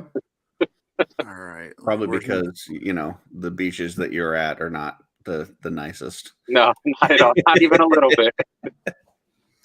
All right, let me. Going to places like the Dominican Republic and St. Croix and stuff, and like being in 80-degree like crystal clear water, and then coming back to this is like, I can't do it. I can't do it. All right, let's see if this works. All right. So, all right, Brian, do you want to say anything about this before I scroll to the first picture? Sure. So, for those of you that saw my my mammoth build, I wanted to do more with it, and I had this crazy idea where I wanted to make a skeletal mammoth, and I was like, man, that's going to be a huge undertaking, and I just, I didn't have the time for something that I know would be pretty cool, but like ultimately would just take up more time than I can afford to have it take up. So I really wanted to do something cool for the skeleton stuff, and before even knowing that Necronominus was going to come out, I had mentioned to a handful of people the idea I had that we're about to show now. And what I ended up doing was I took the skeletal design I had for my mammoth, and I inverted the rib cage, and I took the one of the tusks, and I kind of put it together, and I just made something that I totally think that we needed. And after the Necronominus release, I feel like it goes perfect with Cannabis. All right, here we go. I don't know. Ooh. Yeah. Yep. That's awesome. So our version 2 Chariot that I will do for pre-order tomorrow on the Cabal is going to be out, and I don't know, man. Like, I really, really enjoy doing this. Like, I just enjoyed the organic look, the no symmetry kind of thing, and very raw, and just I feel like it fits really, really well. And like I said, it was a total coincidence because at the time I had no idea that they were doing Necronominus, or that the skeletal horse was even a thing, because I remember, watching a few other videos where people were like, they're probably not going to do it, it's a lot of work and all this stuff, and they surprised us with like that. I'm not even a skeleton person, but that line is just amazing. I all of this has blown me away, and I've looked at these. This might have been an hour of why my time yesterday was just looking at these pictures. But these bones, the arm bones or whatever those pieces are, in the wheel as the spokes there, it's just so cool. Thank you. And I think is the next one the full. Nope, I think we got one more. Nope. And there was a lot more of these than I remembered, because showing all the detail. And see, that's one of those examples where it's like I put detail in an area that you'll probably never see because I doubt anyone's going to flip it upside down, but I know it's there. So, like, it's just that OCD in me, you know? That's crazy cool. Thank you. There we go. Boom. Oh, wow. Those pictures came out so good. You know, like Nate does an amazing job with taking the, or Nate, I'm sorry. Trevor, well, Nate does an amazing job taking pictures too, but Trevor does an amazing job with the product pictures, and they're so big and so crisp and clear. And I'm no Photoshop genius. I knew Photoshop more back in the day than I do now, and I like just thinking about it gives me anxiety. So I hit up Simone, and he does amazing work. He's the one that helped me with the Mortal Kombat little videos that we did and stuff with the game, and he's just, his video editing skills and like his photoshopping and stuff is like really nice. And I was like, dude, you think we can, like, you know, I'll take a picture of the chariot in the pose and I'll use this horse, but then like, can we like take this one out and put this? And then like the day before, I'm like, you think we could put Necronominus in there, man? Like, I think it would look really cool. And then like he surprised me with that, and I was blown away. I was like, I can't wait to have these things like on my shelf looking like that. Now, on these, with when they've got the chariot on there, can somebody ride on top of the horse with the chariot still behind it too? Yes. Yes. Because that would be cool. Like have like Necronominus on Conobus, and then have like a Tuberculi or something in the chariot in the back. Some spears and stuff. Yep, absolutely. Yeah, no, you can definitely do it. The leg goes over it because it's just about a 6.5 to 7-ish millimeter rod right there, so it's not a lot of space on both sides. Gotcha. That's really cool. Yep, that's. Oh, so it's designed to actually go into the saddle itself, the 2 leather loops on each side, so it just slides basically right into that. And you don't have to modify anything. The wheels do have stainless steel ball bearing, closed bearing system on the wheels, which is way overkill. But if you're bored and you want to sit there and spin your wheels, you totally can. Cullen says that needs to be flipped or airborne in some pics. I agree. Yes, 100%. I'm thinking that scene from Gladiator where it gets flipped, you know, kind of jumps. It's funny you mentioned that because I did like a similar scene using who did I use? Oh man, I used Calavius, and I did the like spear in the ground at LegionsCon, and I had the chariot tipped over. And it's funny because I had like 4 people come up and try to like right the chariot, like trying like, oh, it fell over, and I'm like, yeah, it was intentional. Like they were literally trying to like fix it because they thought it just flopped over. Oh, that is really cool. And you said so you're doing an order tomorrow in the Cabal? I'm doing a pre-order tomorrow in the Cabal. Basically it's $300 and it's $50 up front for the pre-order unless they want to pay for the whole thing, and I will have them pretty much shipping out in mid-August or pick up at LegionsCon for those of you that do prefer to just pick it up there, because I've had some last year that picked up the version 1s. And when I will have some made to have at LegionsCon for sure, but those of you pre-ordering will have the option for like wood color, leather color, you know, the wrapping, stuff like that. Maybe you want it to be a little more ornate with golds and silvers versus, you know, looking like this one that I did. So you'll have some freedom in the options of things that you want to add to it and colors and things, you know, things like that. Getting a lot of great comments, you know, just people just really loving it. Wow. Nice, beast, superb, love it. So yeah, it seems like it's being well received, that's for sure. Awesome, love it. Yes, yeah, that is so badass. Yeah, I love this thing. Yeah, this shot with the Photoshop definitely is really cool too. That it's, you know, kind of brings it to life. So yeah, it really just, it's, you can explain this to someone and they can sort of get a visual, but like just seeing it really, really helps. Yeah. Very cool. So yeah, check this out tomorrow. Look for Brian's post in the Cabal. Or I will also put it on my Instagram for those of you who are not in the Cabal. Oh, right. Which I've meant to have this running We did have Major Reaction jumped into and said your painting tips and tutorials have been a huge help to him. So thanks for all the content you put out. So awesome. Music to my ears, guys. I love getting stuff like that because I really want to help people, like, just not be afraid to pull that trigger for that one little thing that's like stopping them, whether it's the perfect chair or like having the perfect pen or pencil or brush, or just dive in, just go, just let it flow. And then we've got another Dio guy, Alexander Shaw, saying that's pretty amazing. Great work. Thank you. And then Joe says, love seeing your excitement talking about it. You can see your passion. Yeah, I mean, that's one thing you're never short on is excitement and energy. That's for sure. Thank you. I appreciate that, man. Sometimes I wonder, like, does it show? Am I like that? Oh, yeah. Yes. Yeah, it shows. Yes. Gonna bring these back up. Roll through your troll here. Oh, my little gladiator troll. That was one of the soft goods, like shoulder pauldron brace kind of thingamabobber I just decided to do, and then I kind of went crazy with the rivet holes. You? No. It was cool though, and I felt like adding that little flair at the bottom, inspired by our regular size figures, was a nice little like combo, And then some heads to go with it. Heads, yeah. So so do you draw this out, or was this something someone asked for?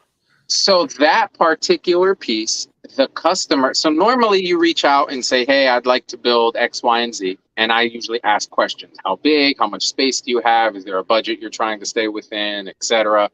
And I said, the more detailed you are, the better. And they were like, I want a wall. If you want, I could draw it out for you. So I was like, okay, sure, draw it out, no problem. And they gave me this sketch, and I was like, oh my God, if every customer was like you, my job would be 100 times easier. And I literally replicated that thing to a T, like the measurements he gave me. You would think that he's done dial work and foam work himself, but it was amazing. I like literally cut I made stencils and like cut everything out, and like it was perfect. So that's because normally my sketches are like chicken scratch. It's kind of like, this is a wall, this is a roof. I hope you can see it. Trust me, it'll look good. I promise, type of deal. Because I feel like sometimes doing super, super detailed sketches for me personally is kind of a waste, because in my head, I see it completed already. So I try to convey it to the customer, and the sketch only really happens when I see that the customer isn't really getting it from my verbal standpoint. So I'm like, okay, let me give them a sketch, some examples, some color shades, things like that, so I can help them understand, because the worst thing you can do is not be on the same page as the customer, and they have one expectation and you deliver something else. And it's not that your work isn't good, but if you're not there, it sucks. So I try to avoid that at all costs. Yeah, and creativity and what they're picturing in their head, even if they're like, oh, I want it to be, blue, but not that kind of dark royal blue, but more like a navy blue. And you're like, well, you're actually describing navy blue, but you actually mean something like, yeah. Right.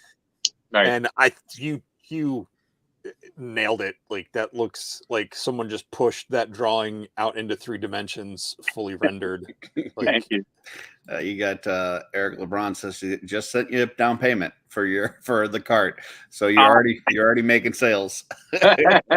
Thank you, brother. I appreciate it. Eric's the man, bro. He's like my mini hero in the Cabal. Like that's my favorite little story with him.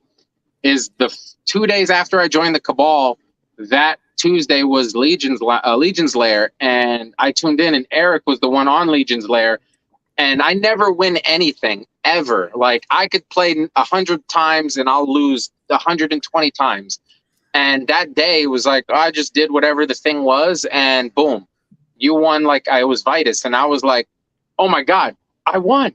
Oh my God, I won. And in my mind, I thought to myself, like, every other Tuesday, they do a show and they give away figures. This is awesome. Obviously, we found out that wasn't the case. Like, it was, a case by case thing, but I'll never forget that. And I sent him a message, and I was like, oh man, thank you so much. You didn't have to do that, bro. And I'm looking at his work, and I'm like, dude, your work is awesome. Oh my God. And I like talked him up a storm. He was probably on the other side, like, who the hell is this guy? Like, I was just super thankful because I never win anything. And I'm like, it was meant to be. I love this. I don't know, man. They've had a couple shows like Ryan and a couple others where they've given away a ton of figures.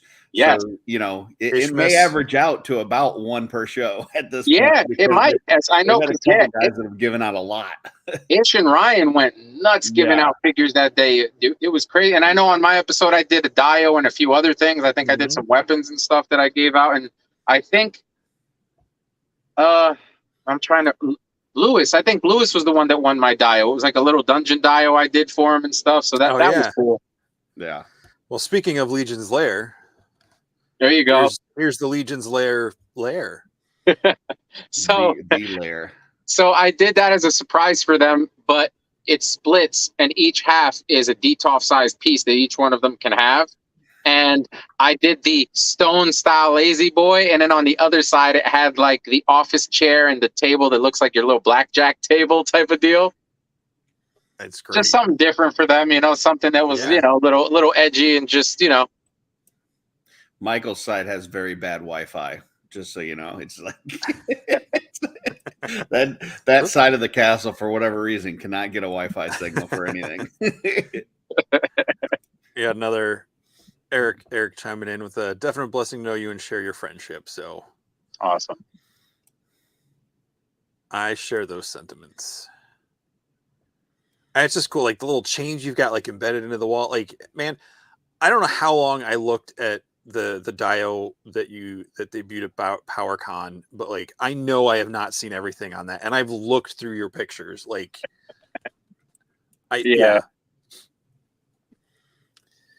So that was actually a little DTOF size Dio for the Plunderlings I did. That was more of your not so super realistic looking, but you know, kind of cartoony, but still looks the part. And I was just really inspired because I think it was at Toy Con. It was one of the Toy Cons where, it was the Toy Con where they had the purple drench Plunderling. And I know Eric Miller was like, hey man, can anybody get me one? And I said, dude, I got you, no problem. So I ended up getting him and like 3 other people, the drench and the little ones that go with it. And then like I started talking to Ricky, and I was like, he's such a cool dude, and I really loved that they were cutesy but very articulating and just like very cool figures. And I was like, you know, I've been itching to do a not so super realistic, super scale kind of thing, something that I could be a little more loose on. And I think that weekend I bought one of everything he had, and I bought like 12 figures. Like I was like, how much? I'll support, no problem. Like I would love to build, you know, this and that and all this stuff. And he ended up reaching out to me before LegionsCon, and he was like, I think I want you to do a Dio for me. You know, we'll talk more. So I remember leaving LegionsCon Friday night. It was 11:30 at night, give or take. And I should have went to sleep, but I actually went home and I made him a small Dio. Basically, if you took this Dio here and just cut it in half and made it a smaller version of it, still has the palm tree or the coconut tree, and it has, you know, the sand and a little water and some stones, but just a tiny piece. And I came in on Saturday and I just gave it to him. I was like, here, man, really appreciate you hooking me up with the figures, you know, giving me a good price, and here you go. And he was just like, oh my God, this is for me. Yeah. And we kept talking and talking. He had his daughter, so he was gone for a little bit. I had my daughter 2 years ago, so I know that feeling all too well. And he finally hit me up about a month or so ago, and we crossed our T's, dotted our I's, signed the contract, and I am going to be building and documenting a 10-foot by 4-foot diorama for him. So for those of you, just to give an idea, it's literally 5 times the size of the Mythic Castle for Toy Fair in October. Wow. That's insane. Yeah, so I'm super, super stoked. I got a lot of cool ideas for that we're going to be really pushing out. And I'll be definitely doing the whole process of start to finish. I'm going to be doing videos, pictures. I won't show everything because, you know, he does want to show it off and kind of the big wow factor. So you'll get bits and pieces. But when he's shown it off, I will put together basically like a mini docuseries kind of showing everything or the whole start to finish. I love this. This one feels like the character selection screen in a video game. like choose your plunderling, so you just scroll through and see all the different, little personality movements or whatever. This thing's so cool. While you talk about kind of ideas going through your head, I did want to really quick pull up the figure Obscura that came out this past week and just kind of get your thoughts on, not only the figure itself, but like what ideas went through your head when you saw this in terms of dios and what kind of options this gives, not only from the Monkey King standpoint, but just the armor parts and things like that. Like what as soon as you saw this, Brian, what were your thoughts?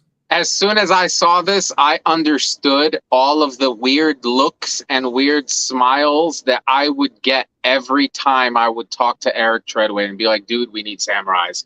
Dude, we need samurais. I love Kratos' armor, but I could only do so much. Give me some more samurai-esque stuff. And he's like, oh, maybe, he was never really how Eric is. And it's like, right. But that look that they would give me, it was almost like it's coming, bro. Relax, dude. Chill out, And when I saw this, it all just hit me as a flood, son of a, now I understand. And that's the first thing that popped into my head. I was like, I need 20 of these because I need an army of samurais. I need warriors and just Onis and I mean, even maybe let's do a full-size kitsune, right? Or something of that sort. So many Asian ideas popped in my head with just the armor and the soft goods. See, Jess, I'm he kills the soft goods. Just when you thought that it was good, then he comes out with a Lithia stitching and then this stuff. And it's beautiful, beautiful, beautiful. And I love all the attention to detail, the feet, the hands, the smaller limbs, the longer limbs where they need to be. It wasn't, he could have been lazy and just put a regular leg, a regular arm, but a lot of thought definitely went into this. The bendy tail, definitely big seller because, a stiff tail is not really fun. Being a bendy tail, super, super cool, dynamic poses, pictures. I love this thing. I really, really, really like this thing. And all the extra heads, the parts, I mean, great value, great piece. Overall, yeah. Yeah, and I love Trevor's photos, and I think these are the best photos Trevor's done. Oh, agreed, 100%. And that's not to say that the other ones aren't great. It's just this is so good. This shot here with the moon in the background, and then I don't see it on this page, but the other one where he's kind of jumping down from the trees, just crazy cool photos. And I could see this figure working with some of those outdoor type dios, but also some, if you did a dojo or something, I could see a lot of different settings where this character or at least this armor would work. So I just kind of wanted to see, is there anything dio wise that when you saw this, you're like, oh, I got to put this together? So I had a dio in my mind that I wanted to do originally to go with my, my Oger Oni and my Troll Samurai-esque Demon. But I was like, I'll get to it. And then this was announced and it's on my table over there and I'm pushing heavy. But just to give you guys a visual, think of our little red tower entrance at the bottom.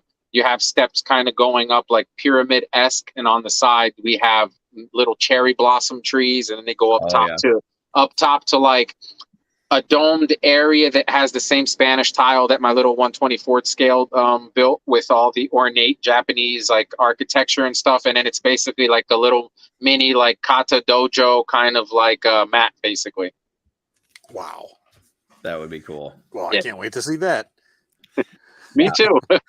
So didn't want to interrupt your pictures here, but I needed to pick your brain on that because I know, an artist such as yourself and just you've got so much stuff going on and you're just so full of energy all the time that I guarantee when you see something like that, you immediately have, 5, 6, 10, 15 thoughts in your head.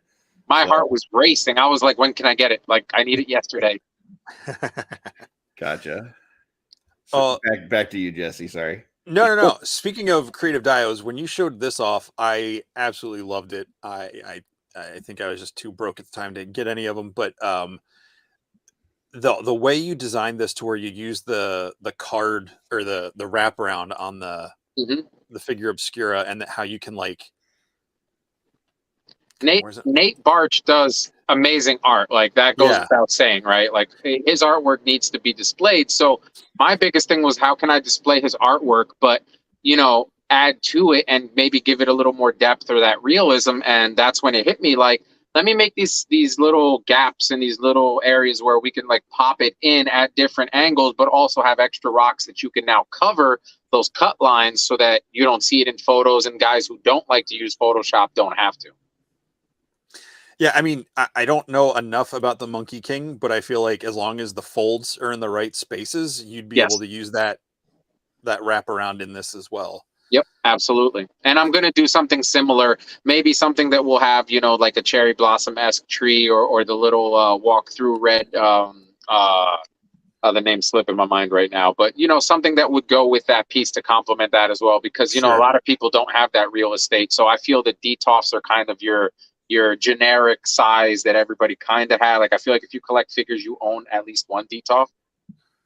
Yeah, and Greg made a good point here that I've heard a couple of people talk about that the background for the Monkey King is matte, which I think is a good change especially for photography. Yes. If you do stuff like this, that it's not going to have that glare to it. Yes. So yeah, cool jungle one with that would be awesome. Yep, I agree. Definitely. And then Kevin was saying his first thought was a ruined and very overgrown Buddhist temple. I could see that with cherry blossoms growing around it. So I'll tell you some cool ideas. Absolutely. I had an idea for the Monkey King once I read the whole write-up on the blog page, because I'm aware of the character, but I didn't know the details. Is kind of like the tree from Kung Fu Panda. Yes. There's that like the top of that little hill where there's the tree growing. So I just imagine like a little hilltop just big enough for him to sit on, and maybe like steps coming up to it, and then like a tree with the peaches. He eats where he eats all the peaches. That was the first thing I thought. I was like, ooh, maybe I'll make something for my figure Obscura stuff. I didn't know that they grew from trees. I thought peaches came from a can. So no, you didn't. Yeah. No, you didn't. Well, they were put there by a man in a factory downtown. So that's where I thought they came from. Oh my God. Millions of peaches. All right. So I think I can get to the next slide. And this is the last one. So some tables and chairs. When you were talking about that Dio or the picture in the beginning of the show, I was like, oh, well, we're going to get to Brian's. Yeah. And you've got two different tables with the stools. And then it's slightly different angles. Wow. Okay. Now I got to switch over to the other presentation here, slideshow. I don't know why. Those are basically just little tables. That the rectangular one is something that I made from foam, like all carved foam, and then the round ones was actually printed and then put together, painted. And it was something I just tested the waters with. And those are accessories that I'll normally make and include in like dios. So if somebody orders a tavern, like I have a customer who's going to be putting a deposit down on Thursday for a custom tavern, and they want all the bells and whistles. So I'll be designing bars, stools, the bar itself, just all the stuff that goes with it to go with that person's dio. But then what I do is I'll make it available. So if you want to build your own, or you just need this furniture, you can pretty much get that. And I took it with me to LegionsCon, and I forgot about it. And I put it out on Sunday, like 2 hours before the show was over, and I sold all of them. And people were like, where was this yesterday? And I was like, okay, listen, if there's a need, like, I want to help my way as best I can to provide for the community. And if it means making medieval furniture for you guys, then hey, so be it. Like if there's a need for it, I'm going to try to help fill it, Very cool. Absolutely. And I love seeing the different heights sitting on them. And Yep. So we did an ogre, a standard size table, and then we did our dwarf size table. So this way you can pick and choose and get that right look, Can you go back one? I like the go forward one now. What are you doing, Jesse? You said go back. Right there. Because you went back as I was saying go back. I love the little accents that you did on the armor there. I know that's not what we're talking about with the paint, but like that's cool. I like that a lot. Thank you. I look at when their armor, and I'm like, this armor is so used up so much that like, how can we make it different? And then I look at all those lines and I'm like, man, it's like a coloring book. Like, where can I fill in the lines and the gaps and stuff? And I really loved Magnus's armor, but I didn't want it to just be regular. So I added the black and red a little bit more. We used the Headless Horseman's cape, which is fantastic piece. And of course, put Atlas's head on it. And that armor matches exactly to the Ursius one for the bear. Yeah, that's really cool. I mean, I've done that like you're talking about, where you kind of look at it as a coloring book and you're like, okay, I'm going to paint this color and this that color, and you find your color palette. Yeah. But I've never thought of doing that to the Magnus armor because it already looks so great. Yeah. But it does add a little something there that makes it look even cooler. Yeah. So I like that. Yeah. Just a little flair. I like it. I'll back to the Monkey King real quick. JG throws in Torii gates at the Shinto shrines are the redwood beams along the walkways. There you go, Torii gates. I had that brain fart. Yeah, that entire sentence went completely over my head. It's okay. I mean, they're you walk under them, so it's okay. Yeah. Torii gates, no idea. Shinto shrines, got nothing. Greg said that the ogres like to sit and eat at the table as well. And don't worry, Greg, we got something coming for them too. And don't forget about the trolls, my friend. I thought ogres just ate tables. That's man. Edible tables. What did I do? I don't know what's going on. Buttons are clicking. Moving my mouse away from the comment section. So not only do you build stuff and paint stuff and bend metal and all that, you also do really awesome art, like on paper artwork. Thank you. This goes back to what I was telling Curtis about the mindset or that itch. And like my wife, for my birthday a few years back, she bought me that Smith & Wesson pen, and I love that pen. It's got my favorite refill, which is the Fisher Space Pen, where you can like write in water upside down. Like, it's great ink, and it just goes really well with paper. And I'm like, how much did you spend on this pen? I was like, oh my God, what? I was like, I got to do more than just write with it. Like, I need to draw, or like, it's got to be like, you paid a lot of money for this thing. So like, I was like, and this was around the time that in the Cabal, I don't know, forgive me unless somebody knows, there was a gentleman who started the whole like, I'm going to draw like a Mythic related thing and post up my artwork. And then it became like, I think Emil even joined on with like some digital art, and it was all sorts of Mythic related stuff, nothing particular. And I was like, hey, I want to get into that. And I was like, perfect, I'm going to use this pen. And I sketched that up in about 3 hours, maybe 2.5 hours. I think that was that long. Wow. Cabal Creations. That was Sean and David, wasn't it? That was okay. Dusty, Sean, and David. Yeah. So I was like, cool, let me get on fun. They're doing all these cool little artistic pieces. Some were cartoony, some were like realistic, others were like Microsoft painted, and they all looked really cool because they were just it's almost like your signature, right? So I was like, well, let me do something. And I have a picture similar to this that I did of my wife when she was pregnant, in just black and white, and it was literally me sitting there with the pen and doing squiggles and just, I'll say this, nonstop. I've been drawing pretty much my whole life. In the however long, 2 or 3 hours or whatever you said that it took you to do this, I feel like you've done more drawing on this one piece of paper than all of my stuff combined in my life. I'm surprised I didn't run out of ink on this pen. Oh man, that blows me away.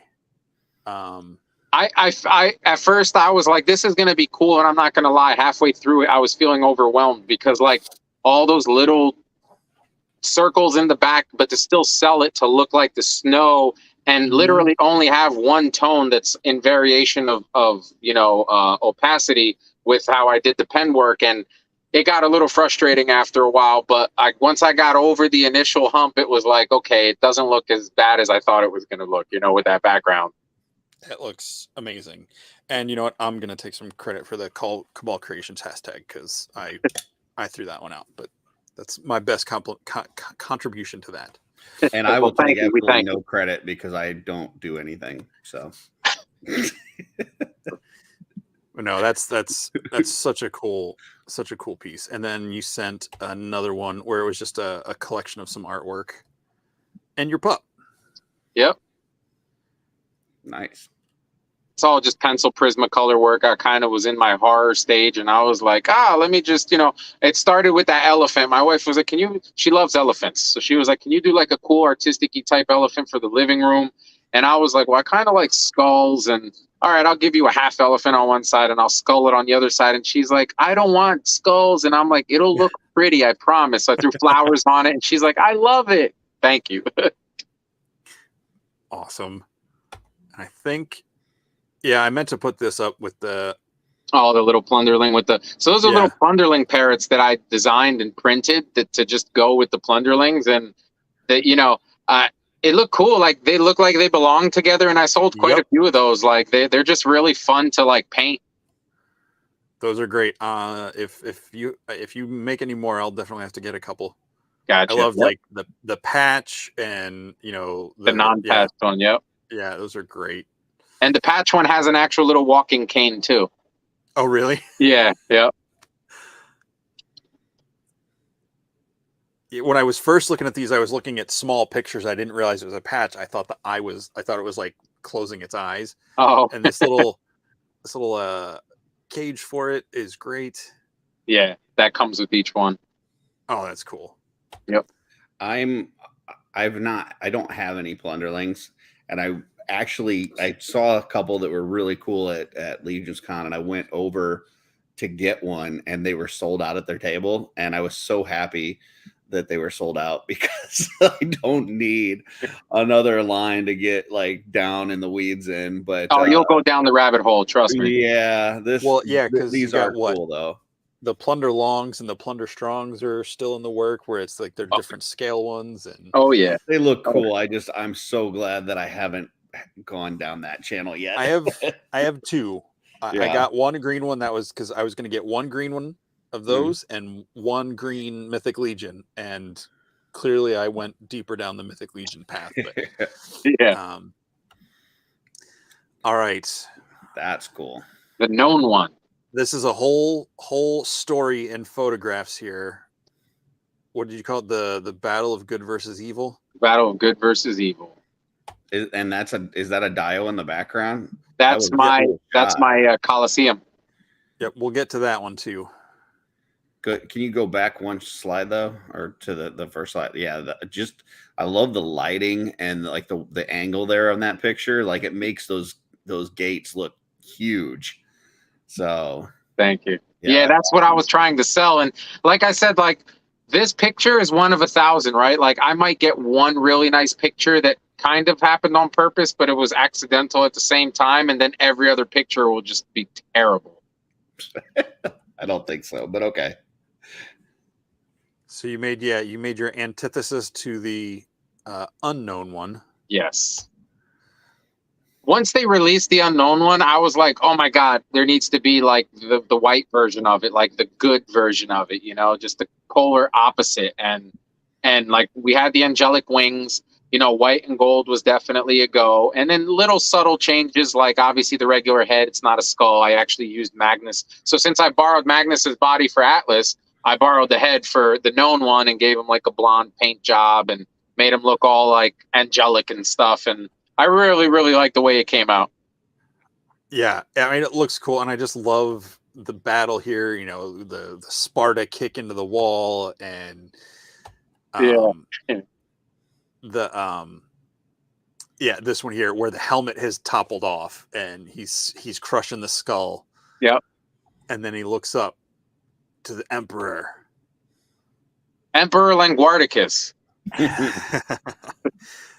And it was just so cool. And then I just love this like final shot, because I feel like this is like the last frame of like the episode of a show where like it just freeze framed. Yeah. Like, is he gonna do it, or is he gonna have mercy? Like, yeah. Yep. Yeah, and the white and gold on that just feels like some of those kind of like Greco-Roman statues that I've seen where people like recreate them, but like do the accents in the with the gold and stuff.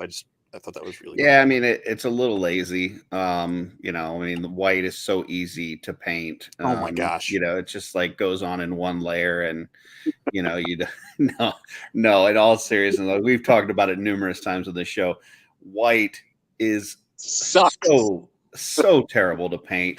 Like, So it takes so many layers, and you have to be so patient to get it right and not have paint streaks. And so, you know, the way that came out with the white and the gold, like, you know, and for somebody like you that is so energetic and so, like, you know, doing a million different jobs at once, to have the patience to paint that white for the whole figure, that's a lot of work there. And I couldn't stop because I felt like if I stopped, I wasn't going to finish it. And I literally started this Sunday night after LegionsCon, and I think I finished it on, like, I think I displayed it that Tuesday or maybe even that Monday night. I felt like I may have talked about this to somebody who may have talked to other people. And in my mind, I told myself, someone's going to do it, but I got to do it first. Yeah. And I got to address something here in the chat. Joe says I need to get an airbrush. Joe, airbrush is cheating. So just so you know, I've had many conversations with our Lord, Stephen Bisciotti, and he tells me airbrush is cheating. So me and airbrushes, we have a mixed, like, bag of, you know, like, maybe about a year ago, I said, you know what?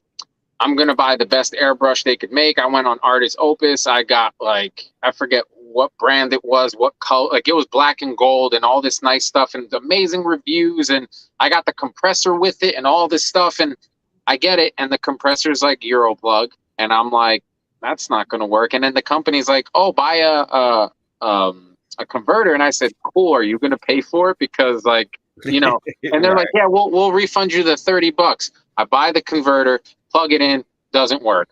I'm like, okay. They end up refunding me for the compressor. I go to use the airbrush, and I kid you not, I dealt with it for about 20 to 30 minutes, and I was like, this is the most expensive piece of crap I have ever put my hands on. Like, I spent all this money for a Bugatti, and I feel like I'm driving a Hyundai. Not saying anything negative about the Hyundais, but just the price variation, right? You went for Bugatti, and you should have listened to Bisciotti. But my point is, I know how to use an airbrush, and I use it seldom when I actually need to get that effect that I just don't like the brush look from it. However, I get just as good of an end result product from my $90 Iwata airbrush than I do from my $500 whatever it was. You know what I mean? Yeah. So the other thing too is, if you're going to get into airbrush, be super patient, because the cleanliness needed for this thing to operate properly is, like, astronomically insane, at least for me. And I hate it. I hate it. That is why I will never use an airbrush. I do want to address Tomas here. Tomas, the Lord is never wrong. Okay. So just check yourself, because Jesse's not the only one that can ban somebody for chat. I mean, I think I can figure it out. I'm the only one that's going to do it on You say, well, the Lord is wrong. You tell him, Thomas. All right. That's Moff Gideon. Yeah. AKA Giancarlo Esposito. Yes, sir. That's our Gus T. Fring.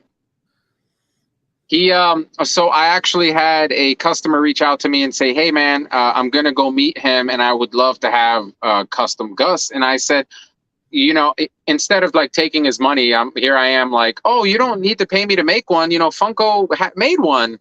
And he responds back, and he's like, have you seen it? And I was like, yeah. And he's like, that's why I'm contacting you. And I was like, oh, okay. So then I'm like, well, you know, this is what I can do. And I got really excited because, you know, I had just finished watching maybe the third rerun of the season and the series. And I was like, I love this guy's character. Like, it's awesome. And, you know, Funko didn't really do the job that I wanted to do with the realism and the blood. And, like, I really wanted to sell. And I understand it's a kid's toy. Like, at the end of the day, the Funko, they don't want to put the blood and guts and whatever. Mm-hmm. So I was like, cool, let me make it more realistic. I actually sat there and I drew the plaid lines with pencil on the whole, you know, the jacket like he had. I matched the floor that he's standing on, because all my custom pops come with a base that holds them. So the floor matches the square checkered floor or the chess style floor from the hospital. The background is literally the explosion of the door when it blows out and it blows half his face. And so it all kind of makes sense. And 413, I believe that was the episode. So that's what the number means on it. So I try to like put stuff that has some sort of like meaning that goes with the stuff, whether it's a month and year something was released or a specific number that just goes with that character, that movie. But he had me make two.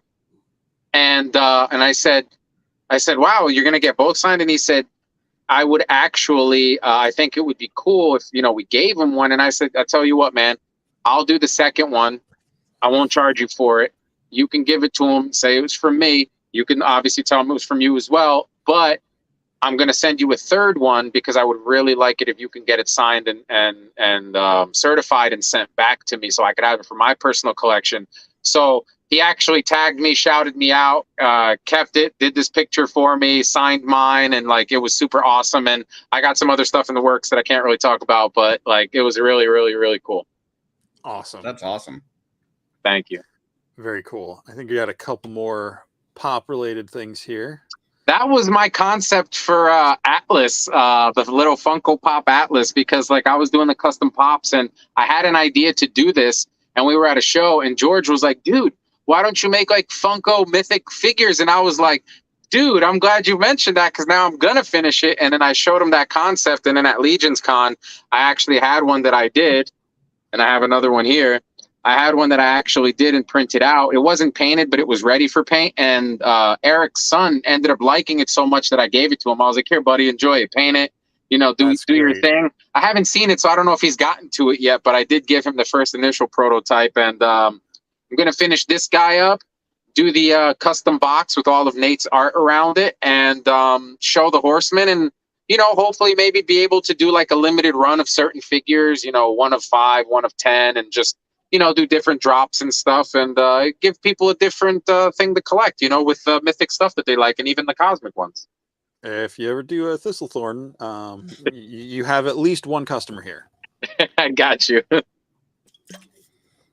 Unlike Curtis, I will put my name when I comment in the chat from the Just Shelve It channel, so that is not me.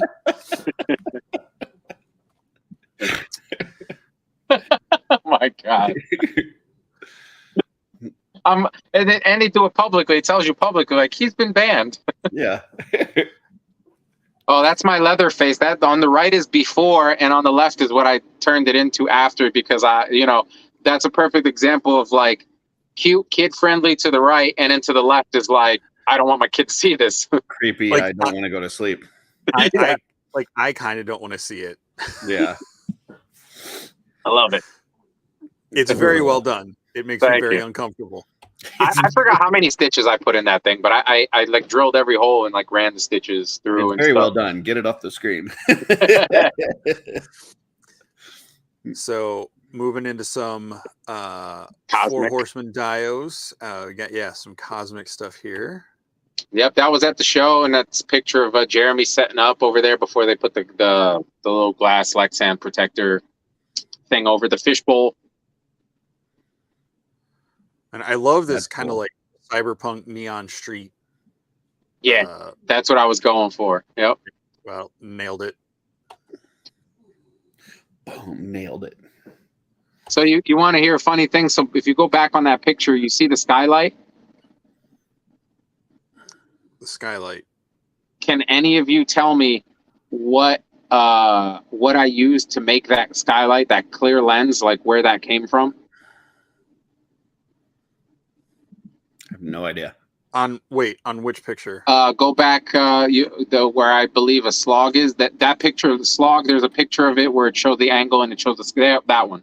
Oh. Does anyone want to take a guess as to what that clear Lexan lens thingamabobber is? I don't know. It looks like it's kind of got like a diamond cut shape to it. Yeah, it's got like a diamond pattern in it. Are those like glasses from the 1980s? No, so that's a perfect example of reusing everyday items that you just like. I love going to like the 99-cent store because like I'll look at stuff and say, oh man, that'll make a cool whatever. So my wife, my mother, my sister, it's like every woman in my family happens to have an obsession for these damn candies. But the Ferrero Rocher boxes make some awesome lenses. Oh wow! Yep. Okay. Hashtag little tip. I don't think I've ever seen those. Yep. I don't say you talk about Cosmic too much, Kevin. That's not me. And I love Cosmic, Was that me? so it definitely You wasn't can me. talk about Cosmic. I think Kevin's just trying to get banned. You know, he's trying to antagonize you at this point. What's the record for bans in one show? Just one. Well, it's one. It was accidental and it wasn't even on this show. It was on OffWorld. Kevin got banned because Jesse hit the wrong button. I was going to highlight a comment, but the mouse moved over. Like there's 3 little dots on the comments, and I think someone commented, so I clicked, and it should have gone, but then it like moved up, and it So anyway, Banhammer. And it's only for the episode. It's only for the remainder of that episode. It's not like a permanent thing. So you did some work on this tiny little thing. So our tiny little Kurzog, this was actually one of the better days. So up until about, I'd say 2 months ago, no, about a month and a half ago when I had my surgery, up until then, I was pretty much going down with Greg, BK, Vern, and we were helping ship at the studio and trying to get, orders out and stuff like that. And right before LegionsCon, I want to say maybe about a month or so before LegionsCon, I'm helping ship out. I forgot what we were shipping at that time, but George comes up to me and he's like, "Hey man, I got something I think you can do for us." And I was like, "Okay." And he's like, "How are you with a Dremel?" And I was like, "I love Dremels." And he's like, "All right, cool. Come over here."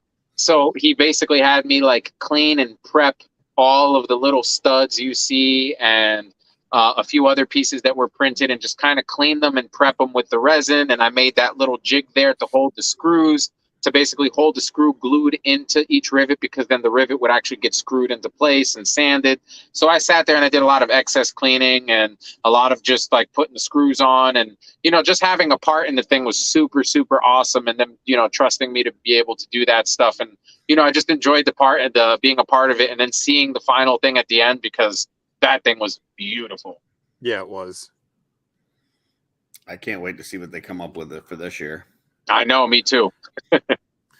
All right, this is going to be, I tried to put pictures together in like order of like sections. Gotcha. So it's all right if we bounce around, but that's literally the first major piece that started the 4 Horsemen Dio with the castle. And that tower, the little bridge piece to the right of that, and then the main castle piece are actually 3 separate Dios that are magnetized to the base mountain itself. So essentially, I gave the Horsemen 4 Dios in one that they can separate and kind of do what they want for different pictures or just different scenes. And again, it's just my way of making Dios like Legos, where you have the most versatility and you get the best bang for your buck. And these are all individually carved bricks, correct? Yes. And actually, no, I'm sorry. On the tower itself, this is a whole different technique. So,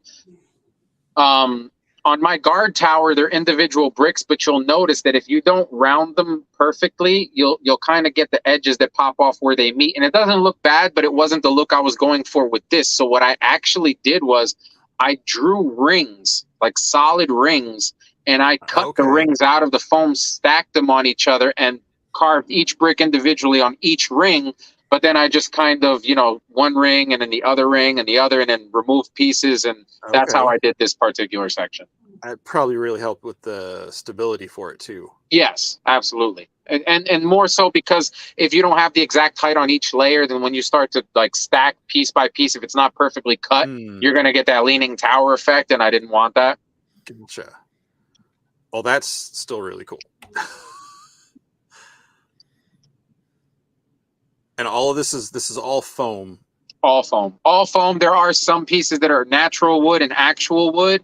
That particular picture you're showing there, it's showing on the right the original tunnel that I did for like the goblins that they were creeping up and kind of coming under. And originally, that was just going to be all foam, all solid. And the Horsemen were fine with it because they got their castle, their mountain. But I'm the one that was like, dude, that's a lot of real estate. I need to do something to like really make it pop. And I'm glad I did, because the way it was set up, it would really suck if that was just all one big like flat piece of solid foam and there was nothing to it. It's like such a waste. So I really wanted to like use every inch of every space that I could in that Dio so that they can have, freedom to do a bunch of different things, but also way more areas to put figures.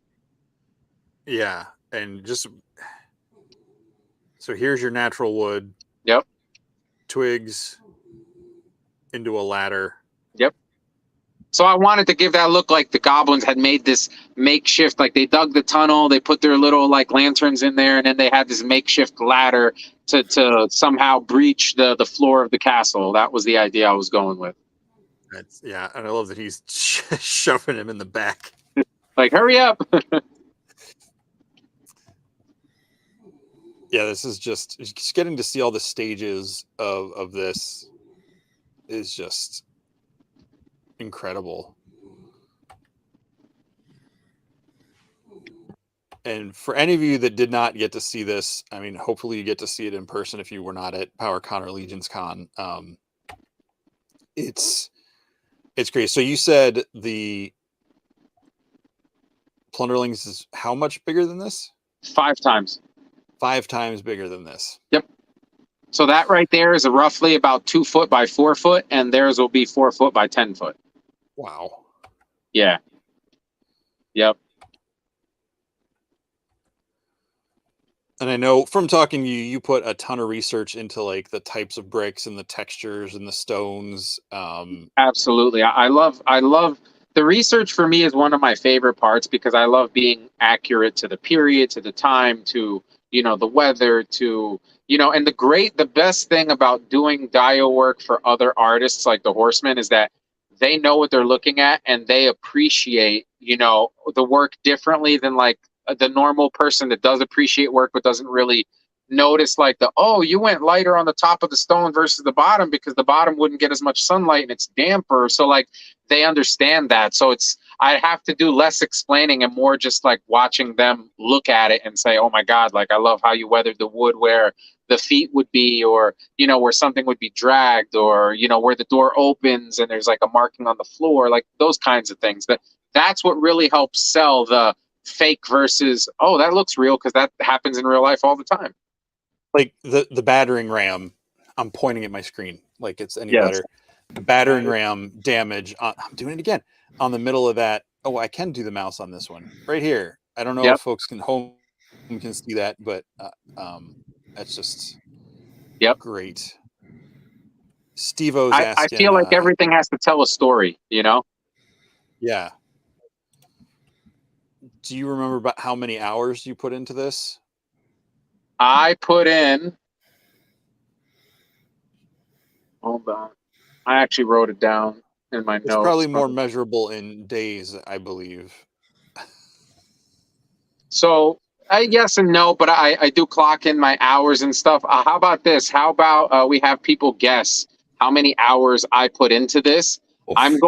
I'm going to message Jesse with the answer, and the person that gets the closest to it, will get a little something in the mail from me. This is like the jelly beans in a jar kind of thing. Like exactly, but I'm gonna send you guys. I'm gonna send you guys the answer right now. I actually send it to you, Kurt. Since you popped up first, I will send it to you first. Oh, there is a private chat here on StreamYard. You could do it in that if you want. Oh, is there? Yeah. On the right-hand side, there should be a little private chat window down at the bottom. Like on the far right. Maybe because it's on my phone, it's different. Oh, maybe. Yeah, it might be. So it's all right. I will just put it in. Let me just pull it up to make sure I have the right one, because I have the ones all different and stuff.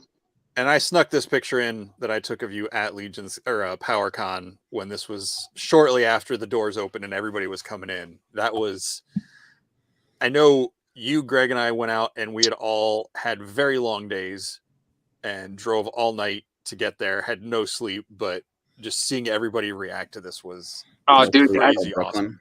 That's my most selfish that was probably my most selfish reason to want to go to PowerCon, was to just see people's reactions, because I live for the wow. I live for the, oh my God, how'd you do it? And the greatest part is, at the time, I wasn't really too known So when I went, I was literally standing there looking at my own stuff. I was more so looking at the poses that Jeremy did, because one that pops off in my head was the Warrior up against like the wooden like beam that I had, and it looked like he was trying to knock the beam over. It kind of gave me that Robin Hood Men in Tight feel, with where, you know, Blinken's like over there beating the crap out of the, you know.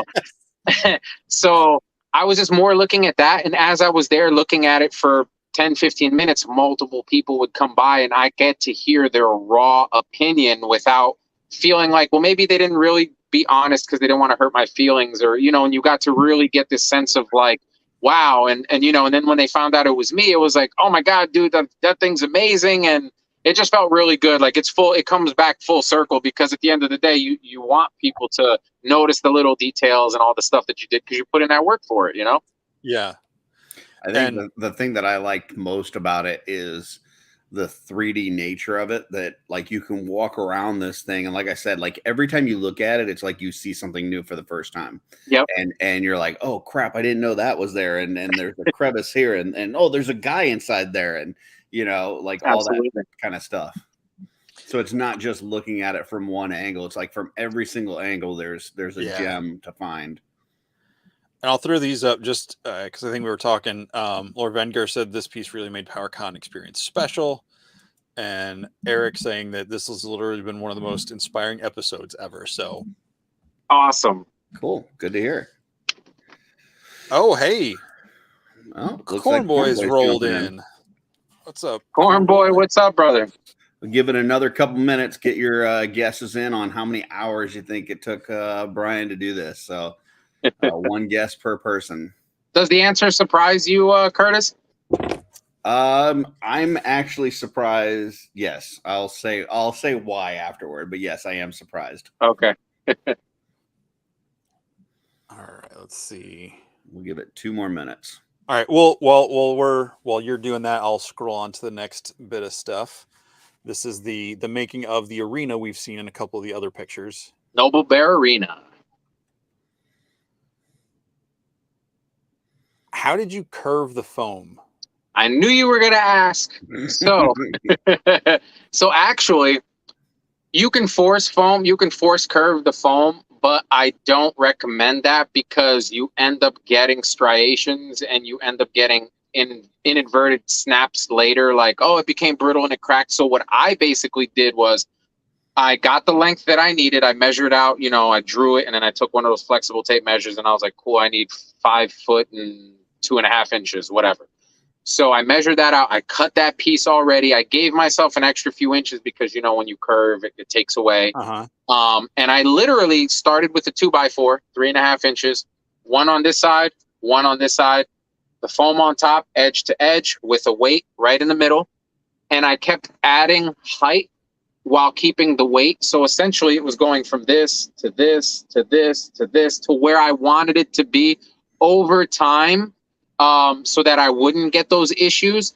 But if you're the type of person who doesn't have that time and you need this to be bent quick, fast, ASAP, easiest way, take it outside, soak the crap out of it with water, hose it down, like wet it, and then start to, you know, do that and let it dry on its own. Okay. And it'll hold that shape perfectly.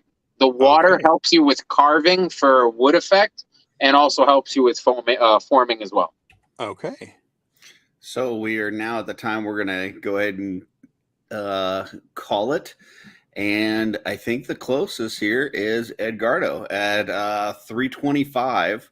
The actual answer was 297. So 297 hours. Congratulations. Reach out to me, buddy, or reach out to Curtis or Jesse. Get your address to them, and I will send you a little something in the mail. Cool. Yeah, I was surprised that actually it was that low. Like, you know, seeing it firsthand, I would have thought a lot higher than that. Like, you know, when people started putting in numbers, I didn't even think it was going to be in 3 digits. I figured it was going to be 1,000 plus.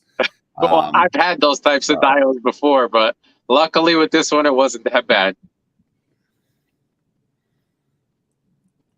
Sorry, I blanked out. I'm sorry. Oh, you're fine. You're good.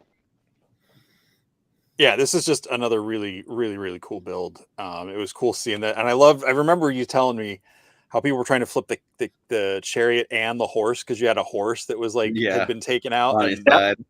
I think I sent you that picture, if I'm not mistaken. I must have missed some of the arena pictures. Yeah, I sent you a lot of pictures. I was like, I don't even know what to send them. Let me just send them whatever. I think it's funny because like we were watching last week we had Mr. C on and he did a kind of a Coliseum thing too. Mhm. And both of your Coliseums are amazing, but they're different. Like they're, you know, and so just seeing the way that you guys went about it, but both of them came out fantastic. His was like stone slab kind of thing, right? Mm-hmm. Kind of, yeah. Yeah, I believe I saw that. That was a really nice piece too. Originally, my idea was kind of sort of more towards that, but then I wanted it to be bigger, and like that was that in that picture right there. Like I had to have the fabric, you know, covers over the shade. You know, like that to me screams Coliseum, and I really wanted to do that. Yeah, it's incredible.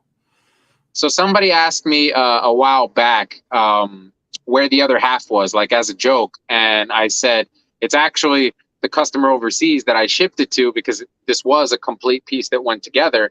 The only thing I did differently was I ended up remodifying his to add a door to his because obviously there wouldn't be the two doors. Gotcha. And to give people an idea, we were talking about the cosmic and where my dials will go and stuff. Well, you can all be sure to see the other half of this Dio, but it's going to be the Cosmic Coliseum. Oh, interesting. That is very interesting. That sounds awesome. I do like on this one the fabric at the top. I think that really finishes it up and makes it look really cool. Thank you. Yeah, I love that piece. Like it's definitely one of my favorite pieces that I've done, and I probably have a really hard time selling this particular, like the one that I have here. Like I'd probably have a hard time selling that thing because I put a lot of time into this one, and those 5 panels were probably the 4th or 5th rendition because I kept messing up the stitching on them, and it was just pissing me off. Like, see, Jessam, God bless, bro, because dude. Oh man, stitching is not for me.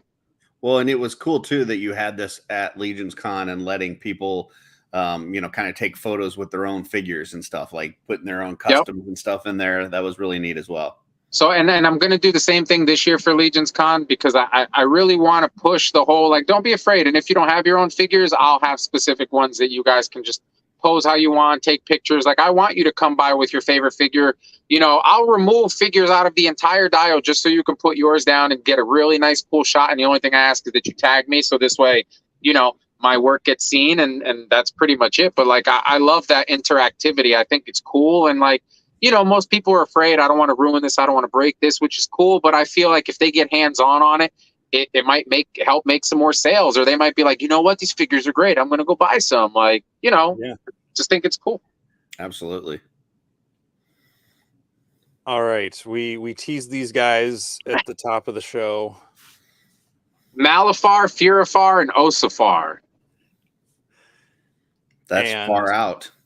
Osifar is because of the bones, right? Yep. Like ossified. Yeah. Yep. And I like that you gave a slightly different torso to him. Yes.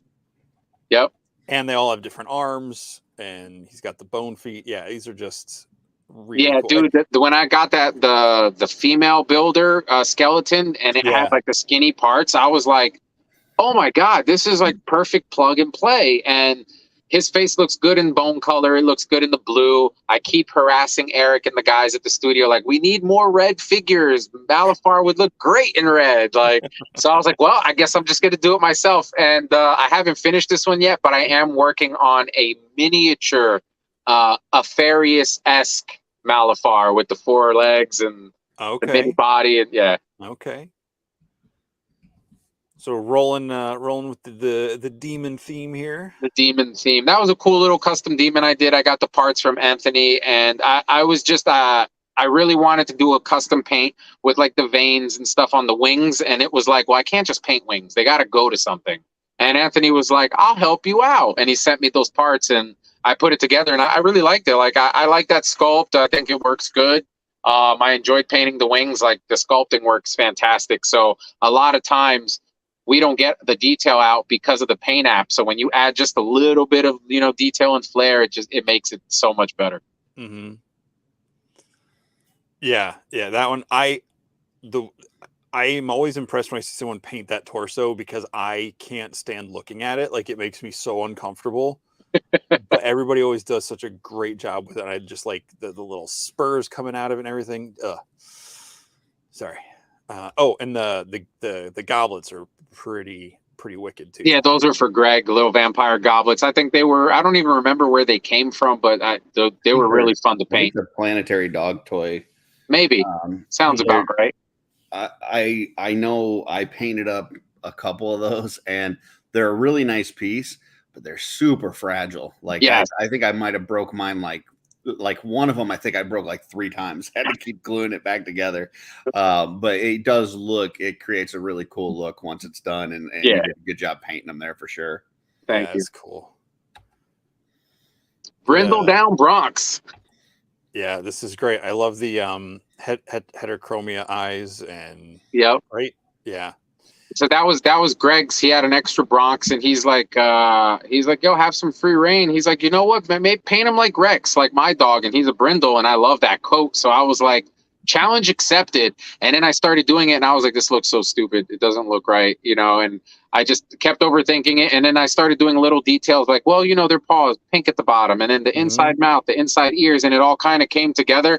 And I really like that piece. Like, I think it's a different take on it, but now it goes very good with the Mythic because it's not that loud blue. So he uses him as his personal dog for his ogre scale figure, and it looks good. That's great. Speaking of Nefarious. Dude, when they came out with Nefarious, right away I was like, we need a red one, and Nefarious it is. And I think CB named it something else. I can't remember what he called it. I think it might have been, I don't even remember, dude, but he gave it a name. Fury, right? He dubbed it something, and I was like, that's cool too. If he's still on, he probably remembers. Beat everybody to this because I know, like, when you put this out, like, there were several people that were like, oh man, I wanted to do that exact thing. And like you just got that out like super quick. As soon as these things shipped, you were like on it. Dude, I had to. I was like, I got the extra Athon, and we got to do this. This thing is great. And I did it, and I'm like, yes, one more red for the team. Yeah, he's great. But I've seen so many customs that guys have done with the Farius body using, like, dude, I hate Faunus, but Faunus on the Farius, like, it looks fantastic. Like, it looks so good.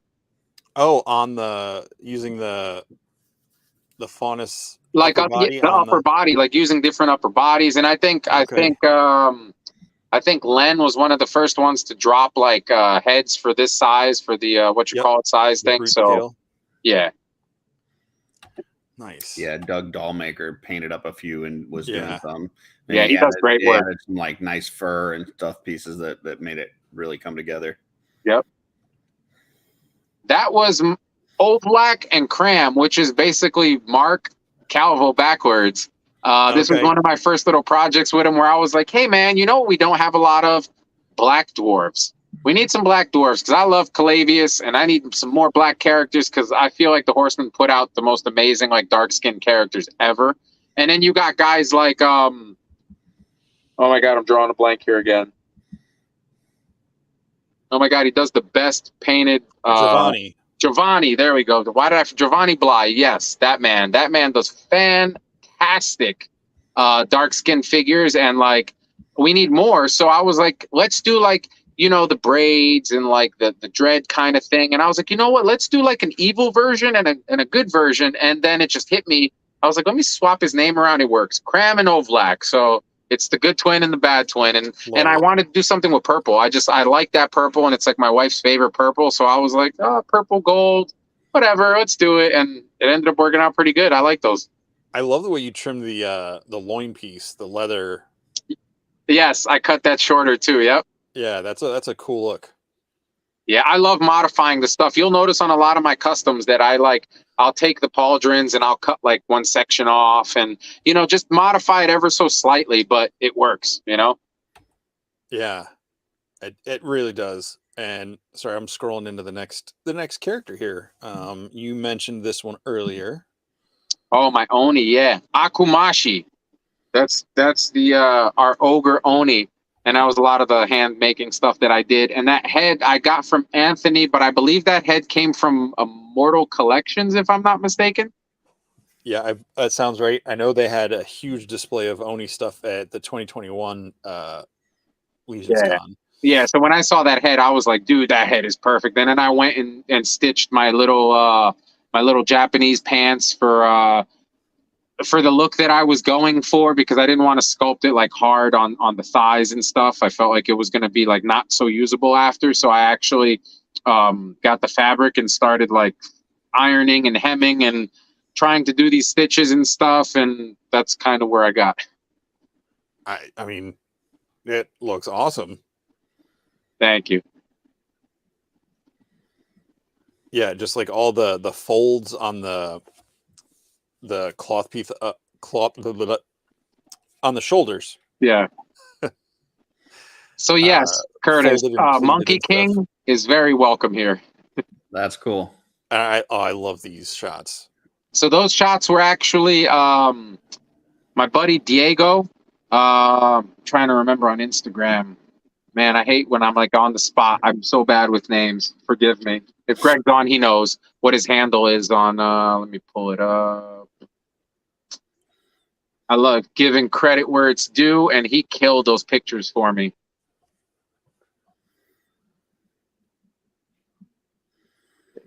But yeah, I just love that. Oh, whoops. Thanks, Tomas, and hit that like button, folks. Yes, sir. I love how he comes in, he throws that cloak off, and they go into action pose. And, Fight mode. Yep. Like, let's go. I'm ready, bro. You rang? Right. And that's just really cool. Yeah, he's actually, so he was the one, he goes by Black Symbiote on Instagram. Okay. And he was actually the one who did the original picture that I used for my first Chariot in the arena with Romulus on the back of the Chariot.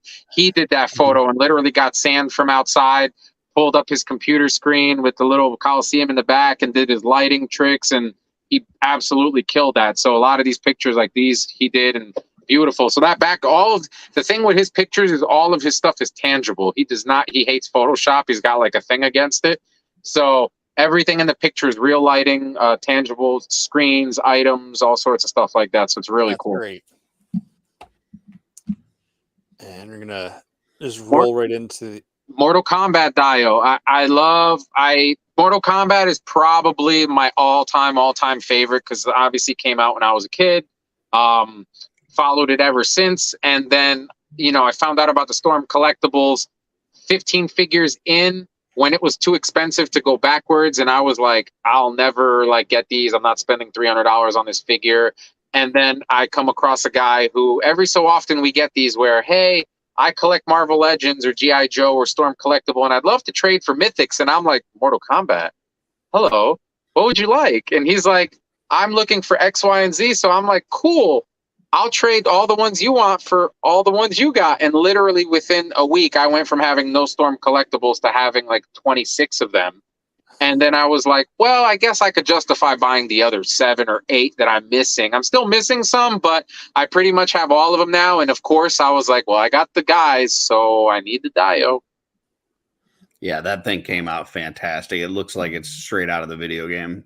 Thank you. Yeah, that dude, I was super happy with. And then, of course, I had to go and, make my tributes. Like Emil does amazing tributes. He's doing a great job with the tributes he's doing. And so many other people do other tributes, like you guys were showing off in your show. And also Legion's Lounge was showing off those pop and swaps and some of the tribute figures. And I had to do the MK stuff. I just, I was like, Eric hey, Miller. no one's done it, and let me do it. Yeah. These are great. So now you've got your Mythic versions and the Storm collectibles versions. Yes. Yep. I like the Scorpion, that the weapon, how you kind of took the top of that spear off and then added it to the chain. Yep. That's really exactly cool. what I did. Yep. I trimmed it a little bit, sharpened it up, and made it a little different there. And then I added the little eyelet on it and put the chain. But yes, I saw the spear and I was like, oh, why am I going to recreate it when I could just take this? Yeah, because it gives it that mythic vibe still. Yep. You know, it's clearly a different weapon than what we have, but Right. it still has that mythic vibe. And then you'll notice, like on the like Scorpion and on the Sub-Zero, like the ninjas, like, and my Jesus Christ, the purple one. I'm drawing a blank again. But you'll notice on their feet that I went and I actually carved in like that double toe look thing. Yep. Yeah. So little subtle things. Our wall mounts, I actually have them available now in ogre scale, troll scale, and regular size head scale. So if you have extra heads that you want to just like put on your wall, like here's your plaque. That's Awesome. great. That was Havocus, the Erytharian Nightmare, and you did a lot of modifications to this. Yes, and Mike killed it with the story for him. Like I gave him some bullet points, and then he just grand slam took that thing all the way home, and made up a really cool story for him. And he's probably one of my favorite customs to date, just because of the amount of work and the sheer size. Wow. That's cool. Yeah, this thing is insane. I remember seeing you post these, or you showed me the pictures of it, and I was like, what? Yeah, he towers over a troll like 3 to 4 inches. I think that might be on the next slide. Yeah. Yep. So there you go. That's cool. And I actually used the same aluminum wire that I use for my chariots to mold into the main reins themselves. I use that same thick wire between the hooves and the actual joint on the legs, so that this way I have full bend control between that hoof to get the perfect stability so that he's not toppling over and all that stuff. So it's still actually pretty functional. Oh, that's great. Mm-hmm. Yeah, that's really cool. And I love his like his sword, or the lance, or whatever that is. I took the tree handle that they come with all the weapons, and then I actually took it was a katana, but it was a letter opener katana, and I modified it, and I basically like planted it into there and did the little wrap work, and I was like, hey, it works. That's great. And that thing's a deadly weapon, dude. It looks like it. Yeah. Don't want him falling off on top. Like, I would not put him on the shelf over my bed. No, definitely not. That was the start of our little guard tower that I went like crazy in the Cabal last year, and doing all different size popsicle sticks that I was cutting and putting one by one to do the custom floor and the shingles. And has anyone asked you to make since Hasbro's doing those the basketball players now? Yes. Someone's gonna get you to make which is it the Celtics court has the really nice like the wood fin. Oh, I would love to do that for somebody with like a nice little epoxy finish. You can almost hear the screeching of the sneakers right as you're running. Yeah. Oh, that's giving me a headache. I used to work in college. I worked on the TV crew, and we'd go film all the sporting events for the school. And I hated doing basketball because I hated the sneaker sound. Mm-hmm. And I was never fast enough to keep up with the ball on the camera. So I eventually made it into like director and was like hitting the buttons in the truck. But anyway. Yeah. Yep. When I was doing the troll, the one that you showed before, I had shown Cullen as well as I was going. And I was like, hey, dude, what do you think of this? And he's like, oh, my God. And like I actually went back and forth with him for a while about like, what should I name it? Like, I'm not sure where I should go with this and go with that. So he was definitely a good soundboard during that process. Awesome. So you did bricks inside and outside of this curved tube. Yes, because we definitely had to sell the look, and it was faster for me to use that cardboard frame and then kind of build around that versus stacking, which would have saved me less time in a sense, because I would have just stacked one set of bricks instead of two, but it would have never looked as uniform as I wanted it to, and be able to support the massive weight of all the wood stuff on top. Gotcha. Yeah, this is stick shingles one by one. Yep. And then I score each one with the razor and cut them, and yeah, this thing was great. I tried the video wouldn't load into the into the thing, so it's cool. But yeah, if anyone goes back and looks at pictures from LegionsCon, anybody that posted pictures of people other than people drinking in the lobby, you will probably see this for sure. Yeah, and I don't know if the lives are still saved on the Cabal somewhere. I know sometimes they delete after so much time, but Oh yeah, the if you pick the lives, option. Yep. yeah, the lives that went into this with kind of Greg fielding questions while you worked on it, it was really cool to see how all that came together. Yeah. Nice. How tall was this thing from base to top by the end? Like, so originally it was almost 7 feet tall, but then I was doing the Dio for the Horsemen and all these other Dios, and I was honestly afraid that I wasn't going to be able to finish each floor. And then the other downside to it too was we're not all as tall as Greg, so if I made it that tall, nobody would see anything on it. So I ended up cutting it down and making it, I believe it was 2 floors and then the guard tower up top. So ultimately, it was probably shy of 4 feet. Okay. Yeah. Wow. Star says it looks like the most amazing birdhouse ever. I mean, it could be.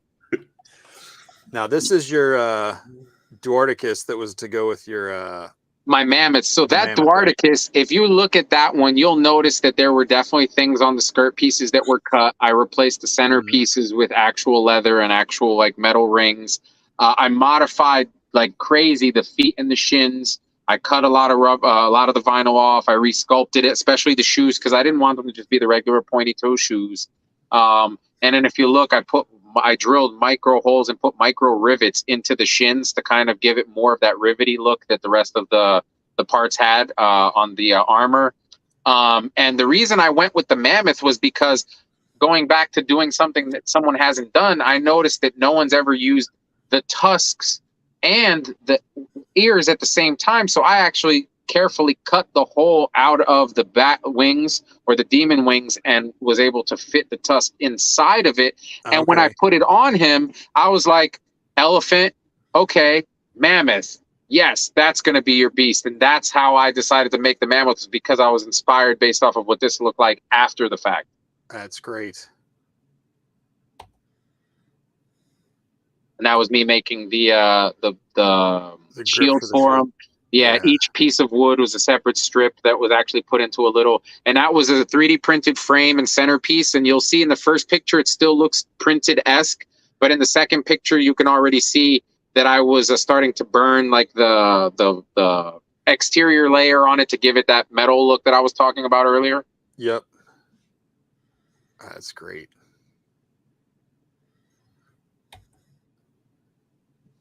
All right, now we're moving on to the big guy.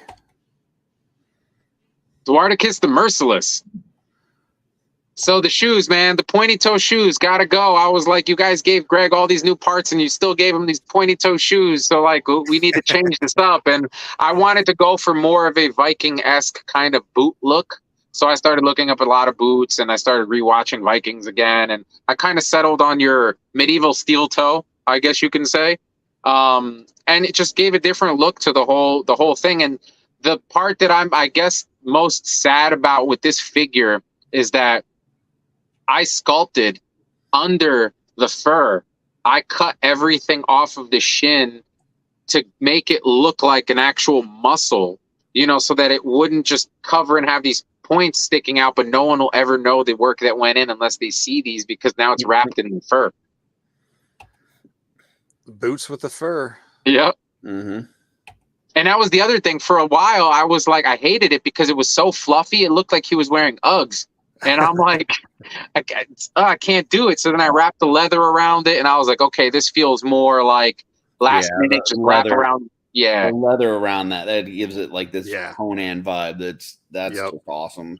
Thank you. And then, like you'll notice on the pauldron, I basically eliminated the buckle. I eliminated all the excess and kept just that centerpiece, added the fur to that, did the sculpting on that as well. I did a lot of sculpting on the top, on the knees. Like I got rid of stuff. I cut certain pieces smaller as well. And then I did the leather across his chest. Like I did all the soft goods for that with the braces. The belt, I strategically took off the bones, drilled little holes and put actual chain there. So it just gives it a whole different element there. And and then just did my head with a slightly longer beard and you know, a little Viking style hair, the little eye scar. That's kind of my thing, and it's like an homage to Sub-Zero type of deal. So, And your That's boy. awesome. I love that, like the removing the bones and just adding that chain on. yeah, It's a small change, but it makes a huge difference in terms of the overall look to make it look different from every other, you know, waist piece that we've seen. yep. It's a small chain, Curtis. It's a small chain. Gotcha. And then Sorry. this is the Oger scale shield and axe that I made that will also be available. I'll have that at LegionsCon, and I do have some available as well. Because we got to show our ogres some love with the weapons and different stuff, you know?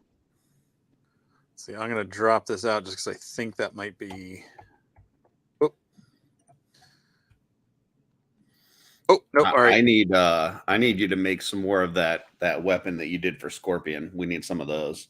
Okay, I could definitely do that. I mean, we got, like, I don't know about your parts, Ben, but I think I've got about, I don't know, 5,000 of those spears.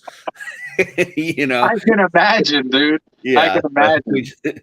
we need to take some of those and make them into those chain weapons. I agree. That's pretty fantastic. I agree. I do have a lot more of that chain. I think we'll have to get together and have you send me some of those to make some, because That'll yeah, work.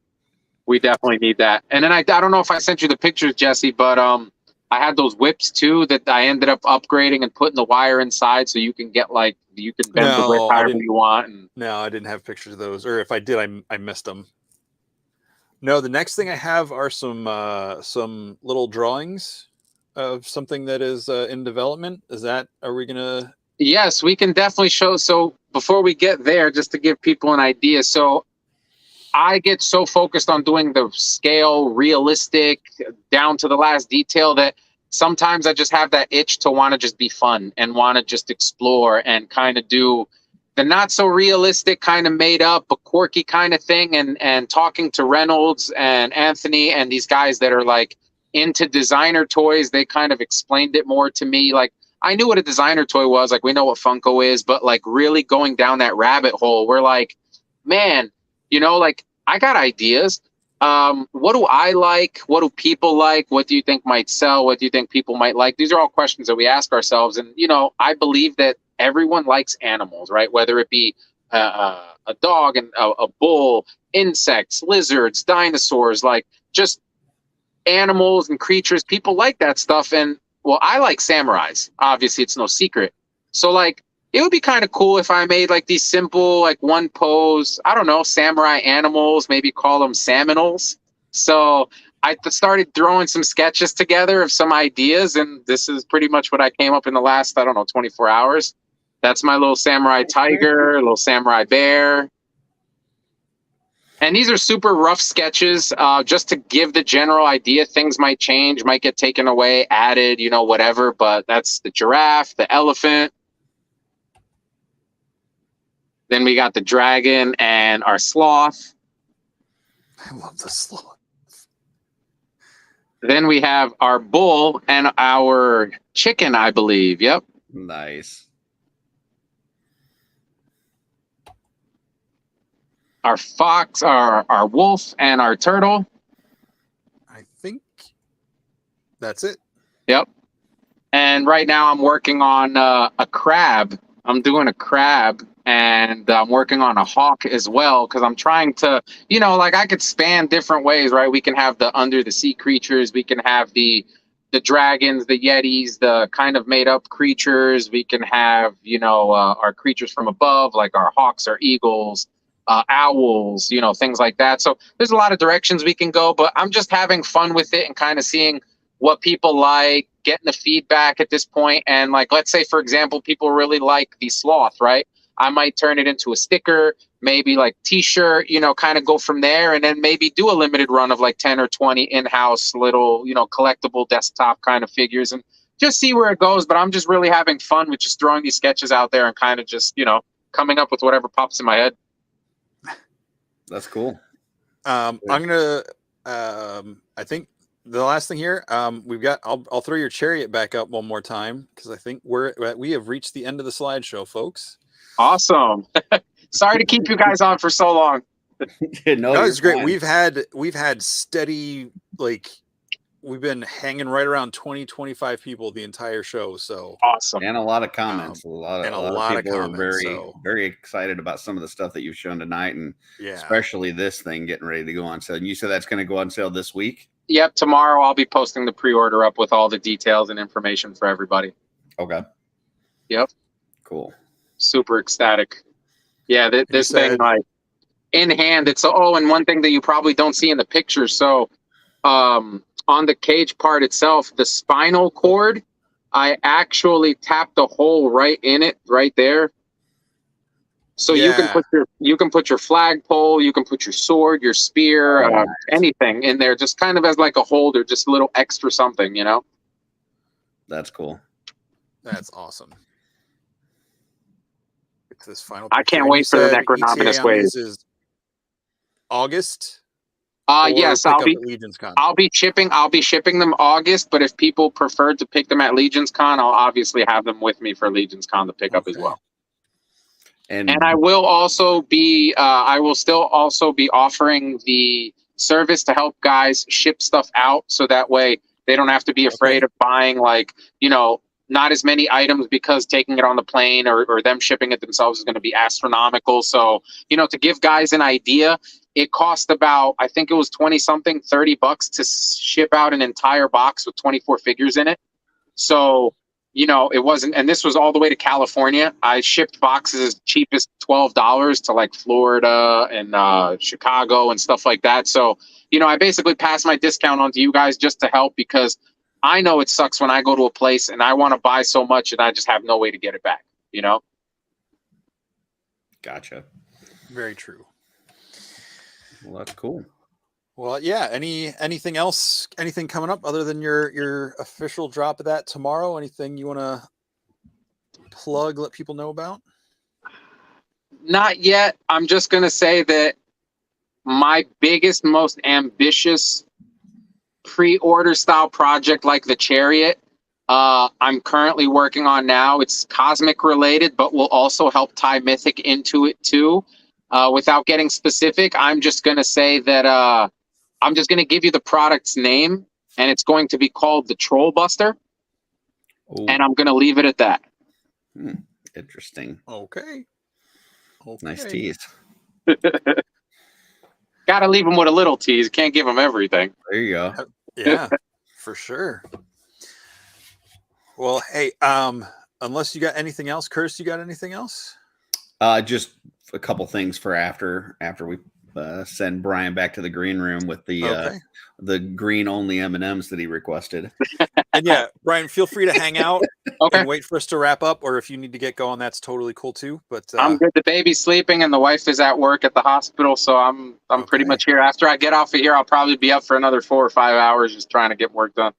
Okay. Well, Brian, thank you so much for joining us and thank you for sharing having me, all guys. of that and all your insight and My pleasure. willingness to teach and share that, and is Absolutely. really appreciated. Tons of comments. We did not get to touch on everybody's comments, but I appreciate everybody coming in, taking their time out of their day or their night, I should say, and just coming in and enjoying the time with us and listening to me talk and ramble on about stuff. All right. Well, thank you, Brian. We'll bounce you out to the green room and then go from there. Let's switch this back around. Yeah, I felt weird on the wrong. It was like I was on the wrong side of the bed. So you needed to move me back over. You're welcome. I got a couple things I wanted to talk about. First of all, just a lot of good shows out there, Legions content. I know we're very heavily Legions on this show. We do touch some other things as far as people's likes and interest and things that got them into it, but for the most part, hopefully their hearts. There you go. Hearts. Yeah, but mostly we're Legions, but just a couple other shows to check out. Obviously, you got the Legions Lounge every other Monday. They just did that pop and swap contest that was really fun. A lot of great entries and creative stuff on there. Legions Lair every other Tuesday, sometimes back-to-back Tuesdays. They've just kind of seeing people's collections and kind of hearing about their mythic journeys has been fun. You've got Mythic Minute on Thursdays, which has been nice, especially when Jesse reads to me, so I don't have to read. Obviously, you got Jeremy's show on Wednesday, Mythic Conversations. Tomas has been doing his thing on Fridays. You got the My Favorite Legion. The Saturday Day Live, they obviously get into a lot of Legion stuff because they're all Legions collectors. And then the newest one is the Euro Legions podcast, which is really good. Mm-hmm. It is an audio only version as opposed to a lot of the other ones that are kind of video ones. But if you're doing something and you just need kind of put something on the background, some easy listening, that's a really good one to listen to and just kind of do some other stuff while you're at it. And those sweet European accents can kind of talk to you while you're listening to some Legion stuff. So check out all those. We appreciate, most of those folks, really help support us too. And we really appreciate that. And then I just wanted to take a moment to kind of put something out there as far as all of the folks in the Cabal. We saw some stuff this past week with the Monkey King drop last weekend. And just throughout the week where I just wanted to throw something out there. Like I saw one person was like really excited because when they saw the Monkey King, they were excited for the armor to put together like samurais and stuff. And somebody immediately responded that, that Chinese and Japanese culture are different and kind of called them stupid and, just kind of really shat on their excitement. And I saw another post this week where somebody was excited because they got their first centaur, they got a Farius, and somebody popped in and said that they don't like centaurs and they're kind of silly and, shat on their excitement. Don't shit on somebody's excitement. Like myself, I'm not a centaur guy. I got rid of my only centaur I have. But if somebody's excited for it, I'm happy for them. Like, be happy for folks. And it doesn't mean that you have to be fake. If you don't like one, that's fine. You don't like it, but you also don't have to comment and tell people you don't like it. You don't have to shit on their parade. If somebody's excited, let them be excited. And that's just the kind of the message I wanted to leave everybody with. If you're in the Cabal, it's a great place, but go in there and spread happiness, spread positivity. Don't spread negativity. Don't shit on somebody's parade. I understand there's this whole point system now on Facebook and you get points for every comment that you make, but not every comment's a good comment. Sometimes keep it to yourself. I'm just saying, if it's, it's one of those, like your parents used to tell you, if you can't say something nice, don't say it at all. Practice not saying something at all. So just throwing that out there. Hopefully we can kind of turn some of those numbers around and as far as the metrics and algorithms and everything else, and start seeing the content we want to see and the comments and people that we want to see in there. So just wanted to throw that out there. And I'll add on to that too. It's like there's always good stuff to see, but the stuff that's negative gets a lot of activity or it's blowing up the chat. Like, go like some of the art you like, some of the customs you see, someone's story they wrote or something like that. Like, comment on those. Don't just hit the like button. Yeah, I mean, like we were talking about, Brian did a live this past week where he's working on, this throne that he's doing, and he's showing people and he's answering questions and giving tips.